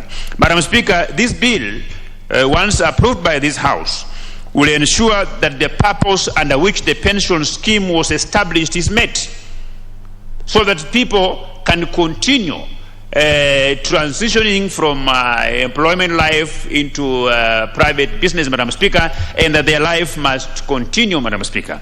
As you are all aware that majority of Kenyans who are suffering from different diseases and that are being used by the medical insurance of their firms they're working for, upon retirement, they never enjoy those kind of privileges, Madam Speaker, and that they will use their pensions to be able to procure medication for whatever they are suffering from, Madam Speaker.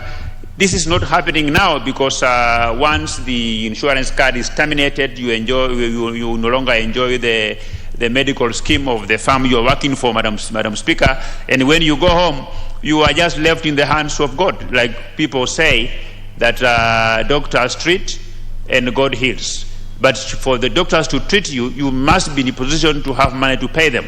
But if the pension schemes will delay to release your pension lump sum and your monthly pension, you find that these people, they will lose their lives immediately after they have retired, Madam Speaker. So this bill is going to ensure that we are going to ensure that the purpose upon which the pensions fund and the scheme was established continue to be met, Madam Speaker.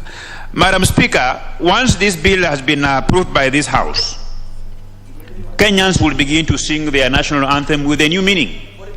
The national anthem, Madam Speaker, when you listen to it, it's kind of a prayer, but it's something which Kenyans who have retired, they no longer get the benefits as contained in that song because of the delay by the pension scheme to release their lump sum pension, Madam Speaker. And Madam Speaker, I want to ask members of this House to approve this bill. All of us, there is none of us in this House who has never come across a suffering Kenyan who's chasing after his or her pension at no avail, Madam Speaker.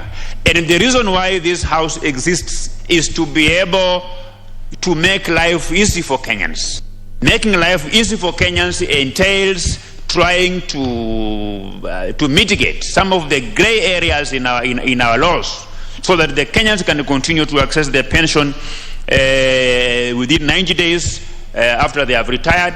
There is nothing difficulty. There will be no magic that will be applied by the pension scheme to ensure they get this money. It's just a matter of proper planning in terms of being aware of how many of their members are retiring within a year, so they can be able to make budgetary allocations, so that they can be able to offload if they have used the pensions money to buy some shares somewhere, to invest in some real estate somewhere.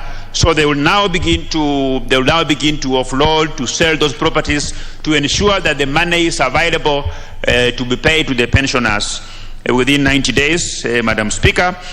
These laws, at times, these laws have been existing, Madam Speaker, but because there was no law that could criminalize the pension schemes who will delay to paying them, so officers of pension schemes have been attending to these very important services to Kenyans with laxity, with no hurry. And if this bill is going to be approved and enacted into law, Madam Speaker, I can tell you that the pension schemes, the officers will be much more creative, they will be much more innovative in terms of ensuring that these funds is available to be paid to the pensioners within 90 days, because they will know that failure to do so, they will be committing a criminal offense and they are liable for prosecution, Madam Chair. And this bill, as I move it to the second reading, it's actually providing an opportunity for members of this House to improve this bill, to enrich this bill through amendments, and I will be happy during the committee of the whole House to be able to see, to tap into the wisdom of the members in this House in terms of proposing further amendments to ensure that no Kenyans will continue to suffer in the hands of pension schemes, that there is no Kenyan who will, upon retirement, will not be able to lead a normal life because he can't access his pension scheme, his pension money, Madam Speaker, and that all Kenyans who have a plan of engaging in private business, who have a plan to use their pension lump sum and pension monthly pensions to set up their business, will have an opportunity to do so without any further delay, Madam Speaker. With these very many remarks, and as I move this bill, I will ask Honorable David Ole Sankok to second. Honorable 001 Ole Sankok David for seconding.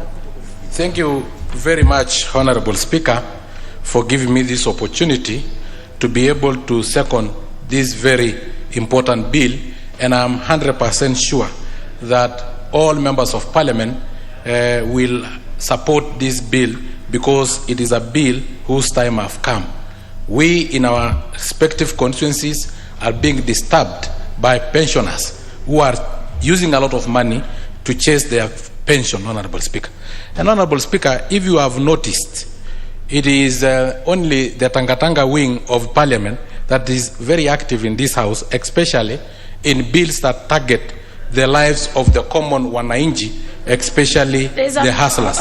Honorable Speaker, we have just come from... Honorable Ole Sankok, please resume your seat. Thank you, Madam Speaker. You know, I really respect the honorable member, but this bill is very, very important. Is the honorable member in order to bring the Tangatanga business into this? Please, can you stop? Thank you. Very well, I order that... I confirm that we have no wing by the name, that Honorable Speaker, we are all members of Parliament, and please let us be relevant. Yes, Honorable Speaker. Some street debates. Honorable Speaker, if I was given a chance before I was rudely interrupted, we have just come from discussing a very important bill of Honorable Keter Gideon, which protect the youth who are jobless so that they don't use a lot of money. We have heard that almost 750 million is used for our youth to prove that they are not criminals. We graduate not criminals, we graduate engineers, doctors, and so on. That Honorable Keter is also from the same political persuasion with Honorable Didier Barasa. I also had the bill on NHIF covering the provision of assisted devices for persons with disability. All those are the vulnerable members of our society who ourselves we nickname them as hustlers. So, Honorable Speaker, coming to this bill, I want to congratulate Honorable Ditimas Barasa, because Ditimas Barasa have come with a bill that will save lives and I know the House will support, because, Honorable Speaker, it is not from the blues that Honorable Ditimas Barasa have come to support the older members of our society, the pensioners, Honorable Speaker. Honorable Speaker, last week I was in his constituency with a contingent of people from Narok. We had visited him because he have eradicated these traditional huts, the grass-thatched huts in his constituency. He have built modern houses, 5,246, for any youth who was living in that grass-thatched house used to call Thingira, or somewhere where it traditionally is where men after circumcision used to live. Honorable Speaker, he have eradicated for anybody who want to get married will have to get a modern house so that when they marry, the roof will not be leaked. So we are there, Honorable Speaker. So he's actually fighting for the rights. We have a point of order from Honorable... Point of order. Madam Speaker, I have a lot of respect to my colleague, Honorable Sankok. because he's one of our debaters, good debaters in this House. But Madam Speaker, our standing orders are very clear on the rule of relevance. That, and especially if you are seconding a bill moved by another member, sponsor of the bill, you need to be relevant, you need to stick to the facts around that bill, and stop discussing issues which have no direct correlation with what is being discussed. Is it in order, Madam Speaker? Very well, very well. Honorable Sangoko, you are reminded about relevance, but this matter, of course, he was trying to congratulate the mover of the bill. But let us be limited. Okay, I'll go back to stand guided. And I really respect Honorable Ososi, but he should also be aware that I'm not only congratulating Honorable Didima Barasa. He have done a lot, and we know we have to appreciate our also members, because I know when he came in there were 42 schools in his constituency which were mud houses, mud classrooms, and he have built 19-story building in primary schools. You know, we have to congratulate one of our own. Now to the bill. Many pensioners, Honorable Speaker, die chasing pension, Honorable Speaker. We are in a digital world. In fact, when the Jubilee government was elected in 2013, it was on the promise that it is digital, it is not analog, Honorable Speaker. Honorable Speaker, all of us and many employees in this country are paid digitally through banks, Honorable Speaker. Honorable Speaker, it beats logics that now I have retired and it is digitally known that I have retired because my age is known, and yet since I was receiving salary without chasing the salary, and they know my bank account, why is my pension not deposited in my bank account within 90 days of my retirement? Honorable Speaker, it beats logics that the pension schemes are very good in chasing members to pay for their pension, Honorable Speaker. Honorable Speaker, they collect our money monthly without delay, Honorable Speaker. But when it comes to payment of pension, Honorable Speaker, and paying pensioners, it become a game of chess, Honorable Speaker. Honorable Speaker, as I second this bill, Honorable Speaker, pensioners are entitled to their money. Pension money is not charity. It is an entitlement. You have contributed to the scheme during your working days, Honorable Speaker. So it is your own money that should be promptly paid, Honorable Speaker. And Honorable Speaker, in these pension schemes, Honorable Speaker, we have cartels who, Honorable Speaker, must be bribed for files to be located. Honorable Speaker, some of them will even ensure that the pensioners have signed all the documents but purport that the files are lost. And then along the way, because pensioners retire mostly when they are aging, Honorable Speaker, with lifestyle diseases, Honorable Speaker, with our life expectancy being very low at around 54, Honorable Speaker, then some of them will die before collecting the money, but they have already given all the signatures required, Honorable Speaker. These cartels end up picking this money and preying on the death, Honorable Speaker.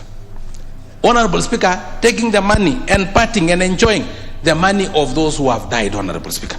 It is literally dancing at the graveyard of pensioners who have passed away, Honorable Speaker. Honorable Speaker, because when it comes to the next of kin, it becomes even more problematic to follow this money, Honorable Speaker. Honorable Speaker, this is a very important bill because I'm sure all the members of parliament here have one time and on daily basis interacted with pensioners who are crying that they have to visit Nairobi, they have to travel. You can imagine a pensioner all the way from Turkana traveling how much expenses. They have to stay in Nairobi for almost 3 days or even a week, Honorable Speaker. Transport alone, they have to sell their bulls, Honorable Speaker. They have to sell, sometimes their piece of land, chasing pension that will come when they are dead, Honorable Speaker. Honorable Speaker, some of the pensioners have gone into depression. Some of them have developed lifestyle diseases like hypertension, diabetes, Honorable Speaker, because of the stress of being mishandled even in these offices, Honorable Speaker. Honorable Speaker, we need to digitalize the payment of pension so that as our workers retire, since we are paying them through banks, then pension should be paid through banks without them chasing, because they were not chasing when they were paying, they were not chasing when they were getting their salaries, so that they will be paid digitally through their banks. They should not be this hassle of coming to follow up with your pension money. So, Honorable Speaker, I second this very important bill and congratulate Dimas Barasa for bringing this bill. Wakesa, you are a good man. Thank you very much, Honorable Speaker. I second. You second. Very well, Honourable members, I propose the question, which is the Pensions Amendment Bill, National Assembly Bill number 26 of 2020, be now read a second time. The first one to contribute to this is the Honourable Martin Owino, member for Ndiwa. Thank you, Madam Speaker. Madam Speaker, I rise to support this bill, and I want to thank Didmas. We may not agree on issues, but this one has come at the right time, Madam Speaker. When somebody is due for pension, it means he has ceased to work. And everybody who is working and have this scheme, they do contribute. Now, that transition is very frustrating, Madam Speaker. When you have your money somewhere and somebody needs more money in order to process it. So I see this as a very, very straightforward bill. I also agree that it's attached to crime. Should you hold somebody's money? I'm not sure whether, Honourable Member, if we also consider, or can come in amendment, interest to come with this bill. Because somebody, your rights should not be held without any ransom. So any executors who are going to hold people's money, they should pay that interest. Madam Speaker, the reason why I also support the crime part of it is that it's not only the pensioner who is being punished here. Madam Speaker, when money is held, there are so many people behind that money. Sometimes it's a widow, sometimes it's orphans who are depending on that money. So when the salary ceases, the pension should kick right away to help where it should. Honourable Member Didmas talk about the insurance. Madam Speaker, in life there are 4 stages, or 4 quarters, if you will. The first quarter, 25 years, you are very healthy and you are, by God's grace, you are okay. And you pursue your education. The second quarter, you've organized your family. And the third quarter is where you can also enjoy, but at the same time, that is when all the diseases and disabilities comes in. And you need to have an insurance to access effective health care. So when somebody is holding up your money, is holding up your life as well. So we deny them this livelihood. Lastly, because this is a very straightforward bill, I don't want to labor on it. Madam Speaker, I think there are some designs which are there to encourage cartels. If this bill is passed and enacted into law, we should also follow with the implementation. How do people access their pension? Do they have to give those agents, the corridor agents, to follow up for them? Or we can digitalize this. They can make application with the bank where the money can go and automatically be done. That is missing in all our operations, and I think the government should move first, with the first speed, to ensure that is done. With those few remarks, thank you, Honorable Member Ditmas. I really support. Your support. Let me have the member for Emuru Adikir, Honorable Kipyegon Ngeno. Honorable Ngeno, you have the floor.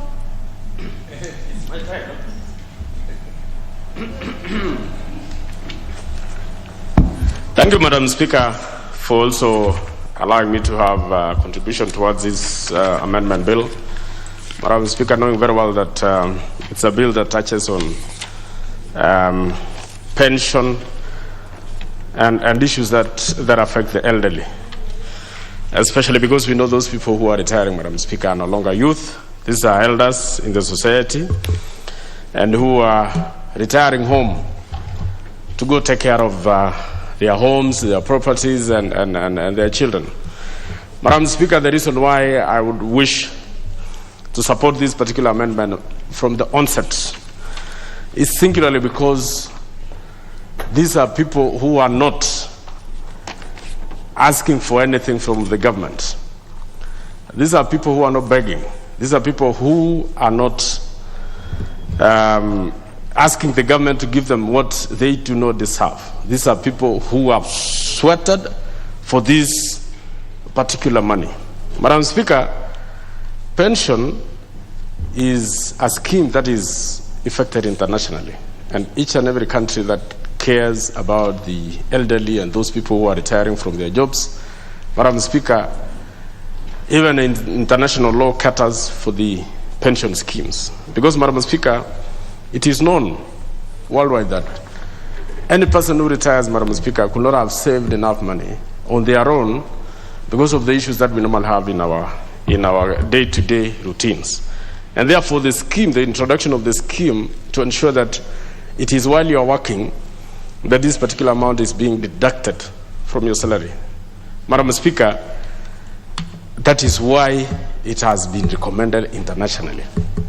Madam Speaker, as a retirement scheme created towards effecting the comfort for those who have done hard work in their places of opportunities, it is therefore prudent that whenever these people retire, Madam Speaker, their money should be released with immediate effect. It should not take anybody round and round. And Madam Speaker, I wish even during the amendment stages, Madam Speaker, we introduce some amendments so that whenever somebody goes to retirement, it should be digitalized in a way that his or her funds are released immediately so that that person can be able to access it even on phone. Not necessarily going to fill all those forms. A person who is retiring should fill the forms when he's almost or when she's almost going for retire. So that immediate release from the work that person has been occupying, it should be automatic so that when that person goes to ATM or even access the account through his or her phone, they should be able to get their money instantly. It is not a favor to pay those people their pension. Madam Speaker, I wish to state that I'm supporting this particular amendment because of that. Madam Speaker, pension should be matched with medical covers. Madam Speaker, you know what? Even if you are to get your pension after retirement and your medical cover is not assured, you're not assured of medical cover. Madam Speaker, pension sometimes when it comes, you know, it comes at a time maybe you have so many needs. It comes at a time when maybe you have so many students in universities or colleges and all that, Madam Speaker. And I believe, or I think, there should have been a way that while you are paying for they're deducting your pension money, they should also have a way of deducting the medical cover, so that when you retire, you will still have that medical cover assured, just like when you were in your employment. Because we have seen so many people who have retired, Madam Speaker, facing myriads of trouble. They are admitted at hospitals, and hospitals nowadays have become, I don't know, Madam Speaker, you go to a hospital, unless you deposit 100,000, 200,000, you would not be attended to, Madam Speaker, even if you are dying. And this affects all the medical, all the facilities, Madam Speaker, either government facilities, county facilities, or private facilities, Madam Speaker. So a retiree should not find it hard to access medical attention, Madam Speaker. And these are people who've worked so hard, build this nation. The money that we have, or the money that built the hospitals and all these other things we see, Madam Speaker, was because of their sweat. These are people who have worked so hard in government to ensure that these facilities are properly made. So when they are sick, Madam Speaker, it's not right for these people not to be able to access medical cover or to be attended to in hospitals because they don't have money. So I think we should also merge this pension scheme, and I'm requesting member of Kiminini or Kimilili to ensure that in part of the amendments he should look into a situation where we can merge the medical cover with the pension scheme, so that when you are deducting, we are deducting both. Madam Speaker, this time of payment, like I said, should be immediate, like what the member has proposed. 90 days this is not money, Madam Speaker, we are asking the government to go look for. These are money which are deducted from anyone's salary. So it therefore means, and the money is in the pension. I think pension accounts. So it should not be something that will take ages to go and try and recover that money. It's not money that should be recovered. It's just like insurance money, because when people insure their cars or their motor vehicles or even their lives, Madam Speaker, if you are sick and you go to a hospital and you've been paying for medical cover, it is instant. You get treated immediately, because this is money that is lying there. When a vehicle has an accident, Madam Speaker, the time to recover or to pay for the repair of the vehicle or even buying another vehicle is not something that takes ages. It takes between 1 to 3 months. Madam Speaker, why is it then it's so simple to recover the money or repair a car? Why is it so easier? It takes around 3 months. And yet, for somebody who has worked so hard for this particular money, Madam Speaker, takes ages to pay. So we should make it look like these other insurance schemes that is instant. Madam Speaker, there is also the issue of, and which was a very good scheme, Madam Speaker, and I would want to talk about it in this same amendment, Madam Speaker, the question of cash transfer to the elderly. Madam Speaker, it was a very good scheme. It was a very good thought for those who thought about it, Madam Speaker.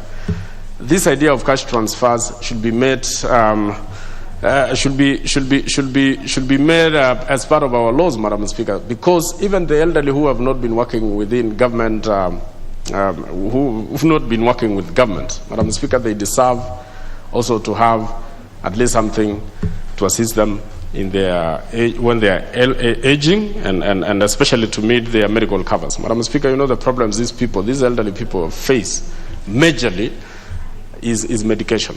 Madam Speaker, sometimes we find it hard to treat them in hospitals because maybe there are no money. So, Madam Speaker, if the elderly were also to be assured of accessing the medical covers through these small cash transfers, Madam Speaker, it will also assist them in meeting their medical issues. Madam Speaker, I wish to state that I support this particular amendment, and I wish to say that, you know, apart from those who are retiring, Madam Speaker, there are also those who get sacked in the process of their duties. Madam Speaker, I think when somebody gets sacked, it should not be hard also for them to get their pension, because it is their money. It should not look like they are being criminalized for being sacked. The reason for being sacked could be one way or another, or one reason or the other, which has nothing to do with the pension. So, Madam Speaker, when somebody gets sacked, that person should be able to access his or her money within the same 90 days without necessarily looking at those other issues. I thank you, Madam Speaker, and I support. Very well. Let me have the member for Navokolo, the Honorable Wangwe Emmanuel. Honorable Wangwe Emmanuel, you have the floor. Thank you, Honorable Speaker. Honorable Speaker, on the onset, allow me to thank my very good friend, the Honorable Didmas, for thinking it for the elderly. Although himself is young, but he has really thought it wise that the future cannot be avoided. Honorable Speaker, as young as you are today, the times is just what is going to give you what the age will be tomorrow. Therefore, Honorable Speaker, Honorable Didmas, you've really thought it wise, and for all of us, because we are definitely going there when we exit, when our times come. Honorable Speaker, on the onset, I want to support this bill and say that it's a good bill. It has come in on time, and we should all embrace it. But I would also be proposing that, Honorable Speaker, I had an indulgence with the Honorable of Mura Dikir, and the issues, we have two issues here which maybe you'll allow Honorable Didmas. When you look at at times when the pensioners have been by bad luck, somebody has reached a certain age and he has been expelled from duty, we need to look into those issues. Just 2 years to time of getting pension, Madam Speaker, that person is maybe for one reason or another retired from employment. What happens? Why should that person suffer? We should look at it, Honorable Didmas, so that when it comes to the committee of the whole House, I'm sure Honorable Ngeno is a good man in that aspect and will also be sharing with him.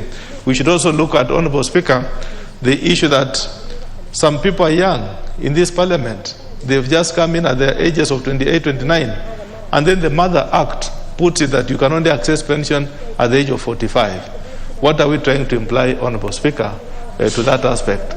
We will also be looking at it, Honorable Speaker, when that time comes. However, on this one, Honorable Speaker, I want to really appreciate Honorable Didmas, and it has come in with very good goodies. One of it being, Honorable Speaker, that the pensioners who have retired from the service will now be able to get their pension within 90 days. Honorable Speaker, this is a good thing. It's a good thing because why are we putting people whom we've been paying to now say we don't have their files? Which files are we looking for? Why have we been paying them? Therefore, Honorable Speaker, it's important that let us push the pension schemes or the Treasury to pay these people on time. The 90 days is a good estimate, is good enough for the government or the pension scheme to pay the retirees. Honorable Speaker, I also look at this as a way, Honorable Speaker, to push. Many allow me to use this, that us as Africans, we would want to make laws so that the laws can enable us to move from one level to another.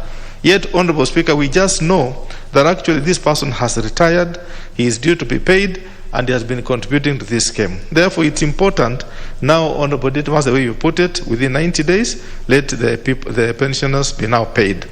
Honorable Speaker, this rule, this bill, will now awaken up the pension schemes because they are on a slumber bed and they'll now be able to wake up and walk the automated way.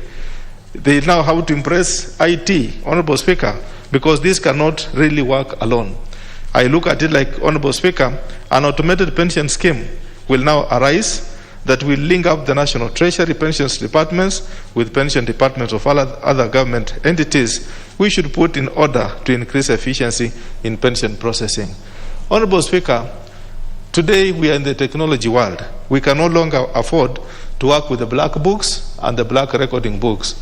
So it's important, Honorable Speaker, once this bill is enacted, the pressure of the 90 days will now make these pension schemes automatically to embrace the issues of IT. Honorable Speaker, another advantage which I'm reading from Honorable Didmas' bill is that the National Treasury, Honorable Speaker, shall have to review the number of documentations needed for the processing of pension with a view of making the process easier. Honorable Speaker, it is not important to now start looking at what happened when. Why were you receiving this pensioner's money that time? You did not ask what happened.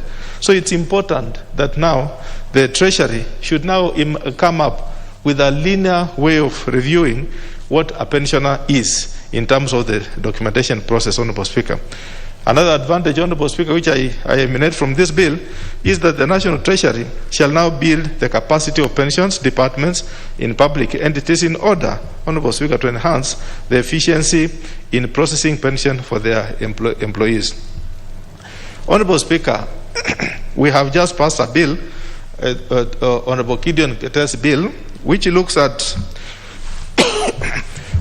enabling our young graduates, Honorable Speaker, to be employed. Therefore, it's important that the Treasury should now build capacity. This capacity will be both human and technological capacity. Therefore, Honorable Speaker, once this bill is enacted, definitely human capacity will be needed to enhance and move faster in terms of giving out the pensions to the pensioners, Honorable Speaker. Honorable Speaker, this bill is good and it is timely. I therefore do support. Thank you. The Honorable Osoti. Give him the mic. The Honorable Osoti. Thank you, Madam Speaker, for this very important opportunity to also contribute to this pension amendment bill by Honorable Didmas Baraza. I want to start by thanking Honorable Didmas for having this very, very important thought because, Madam Speaker, pensioners are suffering in this country. And as you know, the purpose of pension is actually to sustain a person who has retired, to maintain the standards of living after employment. But in this country, as you are aware, pensioners are going through a lot. And as it has been pointed out by some members, pensioners are suffering from depression. Pensioners are suffering from mental health because of delays in payment of their pension. Madam Speaker, in this House, I have listened to many questions from members raising the issues of pension, delayed pension for particular constituents. And even from the county where I come from, Madam Speaker, I have encountered many cases of old people who retired, who have not been paid pension for many years. Some of them are not even able to pay for their drugs. Some of them are living in abject poverty. And these people served this government and served various organizations diligently. And after employment, they are not able to take care of themselves because their pension has not been paid. So this bill is very productive, and it will ensure that within 90 days, one is paid his pension in full. So I fully support this bill. And Madam Speaker, one of the things I have noticed is that in government, since the introduction of performance measurement, many of the government departments and ministries have come up with a mission statement, vision statement that is looking very attractive. But that does not correlate with what they do at work. For example, Madam Speaker, if you go to the website of pension department in the Treasury, their mission statement states very clearly to ensure timely, efficient, and effective payment of pension. But that is not what they do, Madam Speaker. So I think these performance measurement processes within government must be reviewed so that whatever they promise to do to the members of the public, which is in their service charter, must be implemented as promised. Madam Speaker, this bill, as pointed out by the mover, is going to ensure effective planning of pension. That I agree, because now pension schemes will have to plan to make sure that within 90 days upon retirement or upon one reaching pension payment time, pension will be paid. And Madam Speaker, the second thing this bill will do is it is in fact going to make it very attractive for people to retire. Because we see older people reaching retirement age and they still want to retain there. They are looking for extension of their contract. Others are also competing with young people in employment. But now if we make it attractive for people to retire, it means we will create space for young people who are employed to be employed. So this is very productive. And also, Madam Speaker, this bill is also going to make sure that statutory payments of pensions are made. Because that is why another problem. Employers deduct money, but they don't remit that money to pension schemes.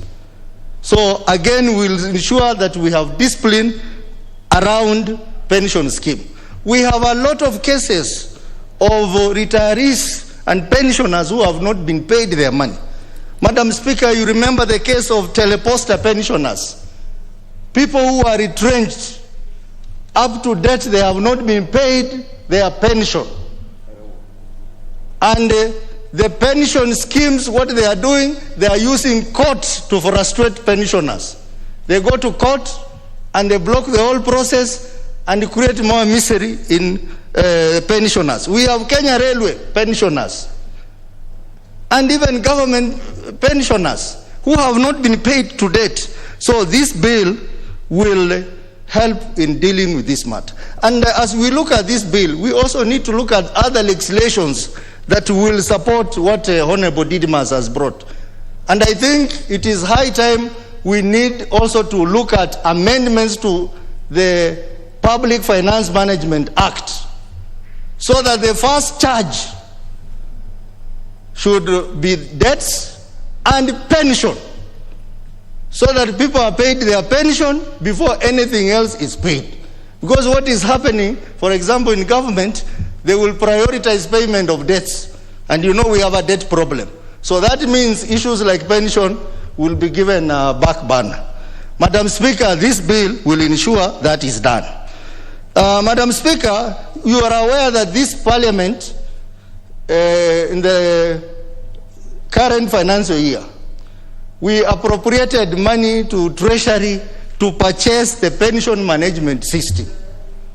And we are hoping that if this system is purchased, implemented, then we are not going to have cases of file being stolen, file being lost, and the pensioners will get their money in time.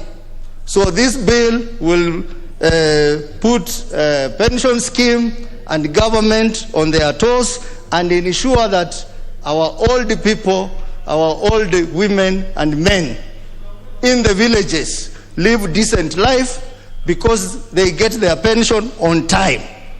Madam Speaker, we also have to interrogate the role of stakeholders in the pension industry. For example, the controller of budget. She has a role in the whole process of payment of pension. We have to interrogate the role of Retirement Benefit Authority. That as our people are suffering, what are these institutions doing so that our people do not continue suffering? We did not have to wait for Honorable Didimas to bring an amendment for us to know that we need to take payment of pension seriously. So this is a clear signal to the institutions that are involved in pension management, pension regulation, to do their work, especially the Retirement Benefit Authority and the controller of budget when it comes to public sector pension management. For those few remarks, Madam Speaker, I support. Very well. The member for, or nominated, the Ketero Gideon. Thank you, Madam Speaker. I rise to actually support this bill and congratulate my colleague for actually thinking of the elderly and being able to see the signs and symptoms of a failing nation. If someone who has been working for many years and then you get to retire and then the same country you've been working for is not looking at your interest. It's a sign that as a country, if we don't cure this one as early as now, it will paint a picture, and it won't even be attractive to young employers to participate in such schemes. If we actually actualize these pension schemes very well, and young employers or young employees manage to see that if you work very hard and when you retire, you can still continue earning your money, then it will build a different culture. It will build a culture of hard work, a culture where, as a citizen, you will know that hard work pays. But if we subject our elders who have retired to running around the offices, coming to Nairobi and trying to ask or find how they are going to be assisted, yet this is a contribution they made. They don't owe anything to the government. It's their own money. And this also has brought in an issue that I want to ask the member, my colleague, to also look at if we can introduce something called pension ombudsman, someone who can handle the disputes and admin challenges, someone who can be central. If you have a problem with your scheme, you can easily take your issues there and then be recorded, and then you can get an answer, rather than the citizen across the country coming to all the way to Nairobi to be able to find a solution or knock offices and they don't get assisted or they don't get satisfied. Also, something else I will ask you, my colleague also to look into as an addition is, how can we make this a government guarantee? And how can we introduce something like pension benefit guarantee corporation that will be in charge of the elderly? Instead of right now, we are actually having plans, each government coming in and having plans on how to introduce a plan to cushion the elderly by maybe giving them stipends. How can we look at this as something that also can be implemented so that we may do away with the current challenges we are facing? I agree with the Honorable Didmus Baraza that this bill is going to also, if we look at it very well, it is going to encourage members or people to retire early. We have a problem as a country where you find someone who has finished his term or worked so well, but still feel I'm not safe when I go home. I'm not safe. I still need to be added more time. And as a country, we are having problem with unemployment. We want members to contribute well to our country, and at the end of that, they can go retire home, and then they can continue earning. So, Madam Speaker, I beg to support, and I hope my fellow colleague will be able to look into the amendments that I've suggested. Thank you. Very well. The Honorable Wanjiku Juguna, the member for Kiambaa, you have the floor. Thank you, Madam Speaker. I want also to take this opportunity to congratulate my brother Didmus for coming up with this amendment. I think about the pension. It is something that is a thorn in the flesh to so many workers who have worked very hard. It is something that you are working hard so that when you retire, you will have something to take care of you. But what is happening nowadays, Madam Speaker, is that you realize whatever you are doing when you are young and whatever you are trying to save so that it can take care of you, you end up dying even without achieving whatever you wanted to achieve when you retire.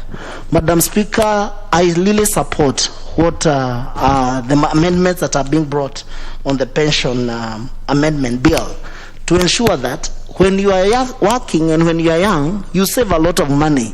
You deny yourself some opportunities and other luxuries so that you can be able to save something small so that when you become old and when you retire, you will have something to take care of yourself. You will have bills to pay, you will have medicines to buy, you will have some food to buy, but you realize Madam Speaker, this pension is not enabling or helping those people to do what they are supposed to do when they are retiring. I support that within the 90 days, you realize there is a lot of outcry outside there. The teachers, the police officers, those who have retired within a certain time, they have not been able even to benefit from this pension, Madam Speaker. You also realize that for you to get what you really saved or what you are working for, you cannot be able to attain it now. You cannot be able to have it because there are cartels everywhere. Something that you volunteered to give, you saved, so that when the day comes, you'll be able to benefit from it, Madam Speaker. So I therefore support within the 90 days. I think it's a long time. It's enough time for the pension schemes to come up with a procedure that immediately you retire, this amount of money is supposed to assist you. It's not supposed to assist you when probably you die, when you cannot be able to take care of yourselves. So I support the amendment, and I hope that we'll also have an opportunity to amend further in regards to ensuring that even this pension scheme will come up with some issues to do with the insurance scheme, so that when you retire, you're able to get something that can benefit you and that can help you to move forward, even when you're not able to take care of yourselves. These days and age, Madam Speaker, you realize these brokers are everywhere. So many people, for you to get what you volunteered to give, you have to use a broker, you'll have to plan, you will have to beg, you will have to, to do so many, even to part with some money, so that someone can be keeping some money for you. So, Madam Speaker, I really support, and I hope that even the schemes will come up with a procedure and a program that within the 90 days of your working after you retire, you be comfortably receive your money, so that you can enjoy your retirement and also plan your retirement going forward. Thank you, Madam Speaker. The member for Lamu. Asante Speaker kwa kunipatia nafasi. Nataka nianze kumpongeza Mheshimiwa Dinbas Baraza kwa msaada huu mzuri wa pesa za uzeeni. Speaker, kwa hakika mfanyikazi inafika siku ya kustaafu, lakini tumbo linakataa kustaafu. Nataka kula kila siku. Speaker, pesa hiyo ikichelewa kufika wakati ule mfanyikazi anakula nini? Na tunajua watu wetu pesa wakipata wanatumia, wakijua kuna pension yao itawasaidia mbele. Kila ikichelewa inamuumiza yule mfanyikazi. Anachukua madeni, hata hiyo pension ikifika anakuwa hakutumia kwa njia mzuri. Speaker, wale wanachukua ile pension yao wanatoka sehemu za mbalimbali. Speaker, nikitoa mfano Kiunga, Mkokoni, Kiwayu, huko napotaja hamkujui, pengine ni kule kwenye hiyo triangle hiyo, ile mraba mitatu. Huko chifu wa huko atoke aje Nairobi, azunguke hapa maofisi, mara barua hii hakuna, mara akaunti hii haifai. Amerudi Lamu, anatumiwa tena, anaambiwa barua hii, banki hii haifai, fungua akaunti nyingine. Yule chifu akitoka pale Kiunga paka pale Lamu tu ni shilingi 2,000. Na tena hiyo ni kuja peke yake, hajarudi. Na tena hakuna usafiri wa kila siku. Akitaka kufanya kwa haraka aende, kama ile siku ya boti haijafika, inabidi akomboe boti shilingi 30,000. Tukisema kule kwetu kuna shida, watu waona sisi tunataka kulia tu, lakini njia za usafiri ni ngumu. Sasa yule watu, vitengo vingi vinakuwa zikipata matatizo. Moja wapo ni hawa wanafuatilia pesa yao ya uzeeni. Speaker, wenye kutoa ile pension tunafaa tuwakuuze. Tusiwe tu tutalalamika.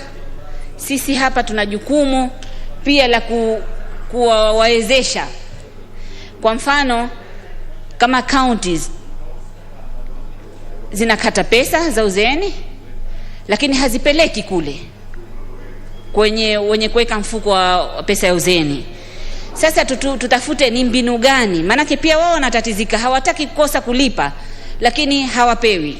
Ni sisi hapa hili bunge tuhakikishe tumeweka sheria, pesa ianze kukatwa za county kabla hazijawafikia, ndio nao wale waweze kulipa kwa muda unaostahika.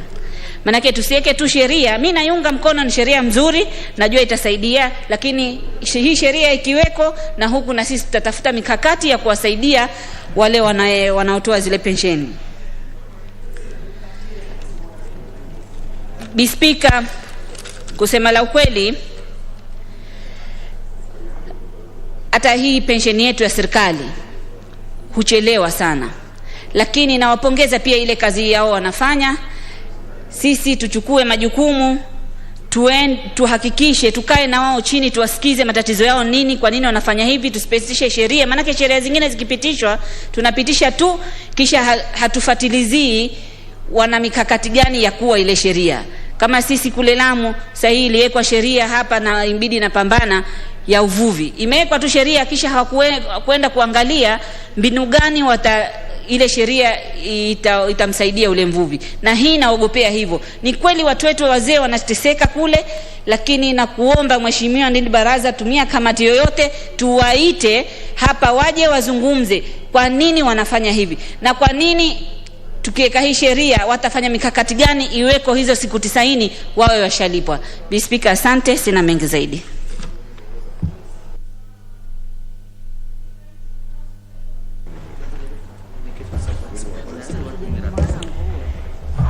Thank you, Madam Speaker, for the opportunity. First and foremost, I want to thank and congratulate Honorable Baraza for bringing this wonderful bill, which affects everybody in Kenya. Madam Speaker, for most of people, the retirement transition is usually filled with a lot of uncertainties, as one parts from a significant activity that affects many of her or his life domain. For others, it means assuming new role in society which they would not perform during their working years. Retirement from work has been associated with many challenges. The challenges range from strained finances, feeling of loss, and the need of readjust in life, dependency, lack of proper medical covers, debilitating illness, and even early death. Besides, most people are plugged into the reality of entering their old age without a proper source of income. For most employees approaching retirement age, the dilemma has always been how to survive the tough economic and what to engage in daily. Once their working life is over and their main source of livelihood is no longer there. Madam Speaker, in Kenya, retirees take a long time before they get their retirement benefits. Others even die before getting their benefits. Those who are lucky to get their benefits may sometimes have to use connection, which most of the time are expensive to them. The amendment bill, if passed, will lead to shorten the period which a public servant officer will receive his or her pension benefits upon retirement. Madam Speaker, many of the government agencies take a long time to submit employees' file to Treasury for processing. Some of these agencies, despite the technological era, are still using analog filing system. The proposal by the amendment to automate system will not only fasten the process but also take easy to retrieve document by click of a button. I therefore support Madam Speaker. Thank you. The Honorable Member for Aldai, Honorable Serem Corneli. Thanks, Madam Speaker, for allowing me to contribute to this motion. First, let me thank my colleague, Honorable Barasa, for this wonderful amendment that will address issues that touches on retirees. Madam Speaker, I cannot overemphasize the challenges that retirees go through immediately they retire from their workplace. Madam Speaker, quite a number of retirees go back to their rural areas as soon as they retire. As soon as you hit back to your rural area, Madam Speaker, with no income, definitely you are faced with one thing. You are faced with death, challenges that come with stress because you have no income. Madam Speaker, somebody who has worked for 40 years, expecting to be paid a lump sum and a monthly stipend, Madam Speaker, missing the same, will die in a short period of time. You have a situation whereby you have an employee who has been earning a reasonable income of about 100,000 shillings a month. And then all of a sudden, that when you retire, you are told that that you will be chasing your retirement benefits for a period of a year, or not even very sure. The proposal by Honorable Barasa that all of us will know that when you retire, you have a time frame of only 3 months or 90 days before you receive your benefits is the best thing you will ever have for a country. In my own opinion, Madam Speaker, when we get to that reading, I'll be proposing amendment that to reduce from maybe 90 days to 30 days. Why should you wait for 90 days for the money that you have contributed into a scheme for a period of 40 years that it will take 90 days? Madam Speaker, at least it's an effort that at least there is a time frame. At least you are certain you'll be knowing that you'll be getting your benefits at a particular time. Madam Speaker, before when we discuss about maybe the time frame, it's also good for us to understand the challenges that retirees go through as soon as they retire. In most cases, if you live in a city, you want to transfer your belongings back to the rural area. How will you transfer, Madam Speaker, when all your funds, which you actually save, will take a long time? It requires you to go bribe some officials for your money to be given. Madam Speaker, if you have a teacher working in Moyale, asking a teacher from Moyale to come to Nairobi, or in my constituents, Aldai constituents, coming here to chase the money that they've saved for their lifetime. Madam, in my view, Madam Speaker, I agree that it should be a crime for any scheme to hold your money that you work hard for. Unless all of us are in a different planet, but if all of us are in this planet, and most of us are in Kenya, we all understand the challenges that retirees go through. My father worked for this country as a teacher for a period of 42 years. Madam Speaker, my dad passed away, and my late mother also passed away without receiving a penny when she died. Many families, Madam Speaker, go through the same challenge. That sometimes the retirees have no option. They don't know what to do in an event that the beneficiary dies. Madam Speaker, I hope this House will agree with Honorable Barasa that it's unfair that we have somebody who has worked for a country, when they go home, it is like a criminal. It's an offense. It's a crime for one to retire. All of us in this House, one way or the other, will be retiring. Madam Speaker, as we retire, I hope that we're looking forward to a system whereby when we retire, we'll be given our money when we want, when we require. But having pension schemes that make profit every single year, every single month, denying you what you work hard for is unfair. So I will support this motion with a lot of passion for the sake of those who work hard for this country and not being paid on time, especially the teachers.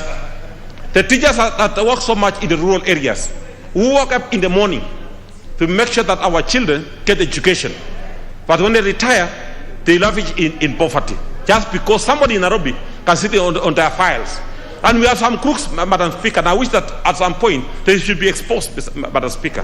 That you have to call, you have to put some money in an M-Pesa for your file to move, just from the TSC to the Treasury. Why should that be the case? Yet you work so hard. It's your own money. You don't even share with anybody. Madam Speaker, unless these issues are addressed, we'll be having Kenyans suffering every single day without anybody looking into and assisting our retirees. Maybe those who are sitting with our files, Madam Speaker, don't know that they will also require assistance one day. But we don't want to be asked for any assistance. We want a system that works for us. So if we are going to put a law in place, Madam Speaker, that allows time frame for a beneficiary to be paid on time, and all the schemes that will not pay on time, Madam Speaker, should also pay a penalty. And I agree with Mheshimiwa Barasa that the penalty should not only be monetary value, Madam Speaker, should be also time in jail, so that those who are sitting on our files when we retire should know that there are consequences. And also want to assure those who are working for this country, working for any institution, Madam Speaker, should be assured that when they retire, they will enjoy their benefits. Because it's not a crime to retire. It's not wrong to retire. So that all of us should be encouraged that you don't have even to work until 40 years or for 60 years to retire. You should be volunteering to retire. Because knowing very well that I will get my money in advance, I will invest and enjoy my money. But it's wrong for a system that you work so hard for, spend most of your prime time, and finally being paid. When you're being paid, you also have to bribe somebody to pay you. You have to wait for long to be paid. You have to travel from up country to Nairobi. Sometimes you're being robbed by robbers, Madam Speaker, as you're walking, lavishing in this town looking for your own money that you work hard for. I hope that members of this House will support this motion unconditionally, so that all of us can have the retirees, teachers, police officers, the army officers, anybody that has worked hard for this country should be paid. As we discussed the same, Madam Speaker, it's sometimes very unfair that you get the retirees that work for this country, I think be paid 2,000 shillings a month. It's a big shame that you get retired councillors that worked so hard for this country up to this moment that have not been paid, because there are no system put in place for them to enjoy their funds when they retire. As we will be moving to that reading, Madam Speaker, I want to maybe I'll be proposing that we make more amendments so that all of us can address issues that touches on the retirees, because it's a nightmare for our retirees that when they go home they are facing the death just because somebody in Nairobi is sitting on their files. Thanks, Madam Speaker. I support this motion. Very well. The Honourable Member for Kitui West. Honourable Member for Kitui West, Edith Nyenze. Thank you, Madam Speaker, for giving me this opportunity to comment on the pensions amendment bill from our colleague Barasa, Honourable Barasa. Let me, Madam Speaker, say that the pensioners really suffer a lot, especially when they retire. They have been used to getting salary at the end of the month, and then you retire to no money. That one in itself is a shock. And then when you have to wait for months, for years, without this payment, these people suffer a lot from stress and also from embarrassment, because the people around them are also expecting them to help them, yet they cannot. Most of the times the Treasury says that they delay the payment because maybe the files were not put in order, or the required documents were not put in order for them to pay the pension. So, Madam Speaker, I want urge the employers, both the employers and the employees, to ensure that their files are in order, that their names are well written, and everything which is required for you to be paid your pension should be prepared in time, so that when it comes to the time of payment of the pension, the file is in order. And since even these employees have always known that they will retire at a certain time, they should put in place everything in order, because that is a complaint, especially with the delayed payment of the pensions. The other thing, Madam Speaker, which I should also stress and which should also come as an amendment, is that as we contribute towards our pension, employees should also be contributing towards their medical cover or towards their medical fund. Because when you retire, you are aged and you are likely to get many diseases, and most of the money will be used for the hospital. So it's good to be covered, to have a medical cover when you retire. So it's advisable to have the employers deduct the money for pension and also for the medical fund, so that when you retire, as you get their pension money, you'll get your card automatically for the pension scheme, for the medical cover. So, Madam Speaker, we also, this amendment should also come along with it some pre-retirement training, so that our pensioners won't know how to use the money. Because most of them, especially when they get the Provident Fund, that is when they are paid in lump sum, this money is used all of it at once, and then after that they suffer a lot. So it's good to be educated, to be made aware on how to make this fund or this pension fund, so that when you retire, you not have to suffer or to use all the money. Then you have nothing to use for the rest of your life. And this goes for pre-retirement training. And the employers, together with the Retirement Benefits Authority, should also ensure that all people who are about to retire go through this training, so that the awareness is there on how to even save money. Maybe with the annuity, you buy annuity with this money, so that you are not given your pension and you spend all of it, and then after that you have nothing, yet you have been used to getting monthly pay. Madam Speaker, I would also support this bill that is talking of 90 days, paying within 90 days, but this pension should be paid immediately after retiring. You stop getting your salary now this month, and then the next month you should start getting your pension. If not so, then I would also suggest that these people remain in the payroll, that they are not removed from the payroll. They remain in the payroll till the pension is paid. And in doing so, this will ensure that the government, the treasury, pays the pension in time. If not so, then after the 90 days, I would propose that this pension attracts an interest, so that it comes with an interest after the 90 days. So with that, Madam Speaker, I support the bill. Thank you. You support the bill. The member for Trans Nzoia County, Honorable Nangambo Janet. Thank you, Madam Speaker, for giving me this opportunity to contribute to this pension amendment bill.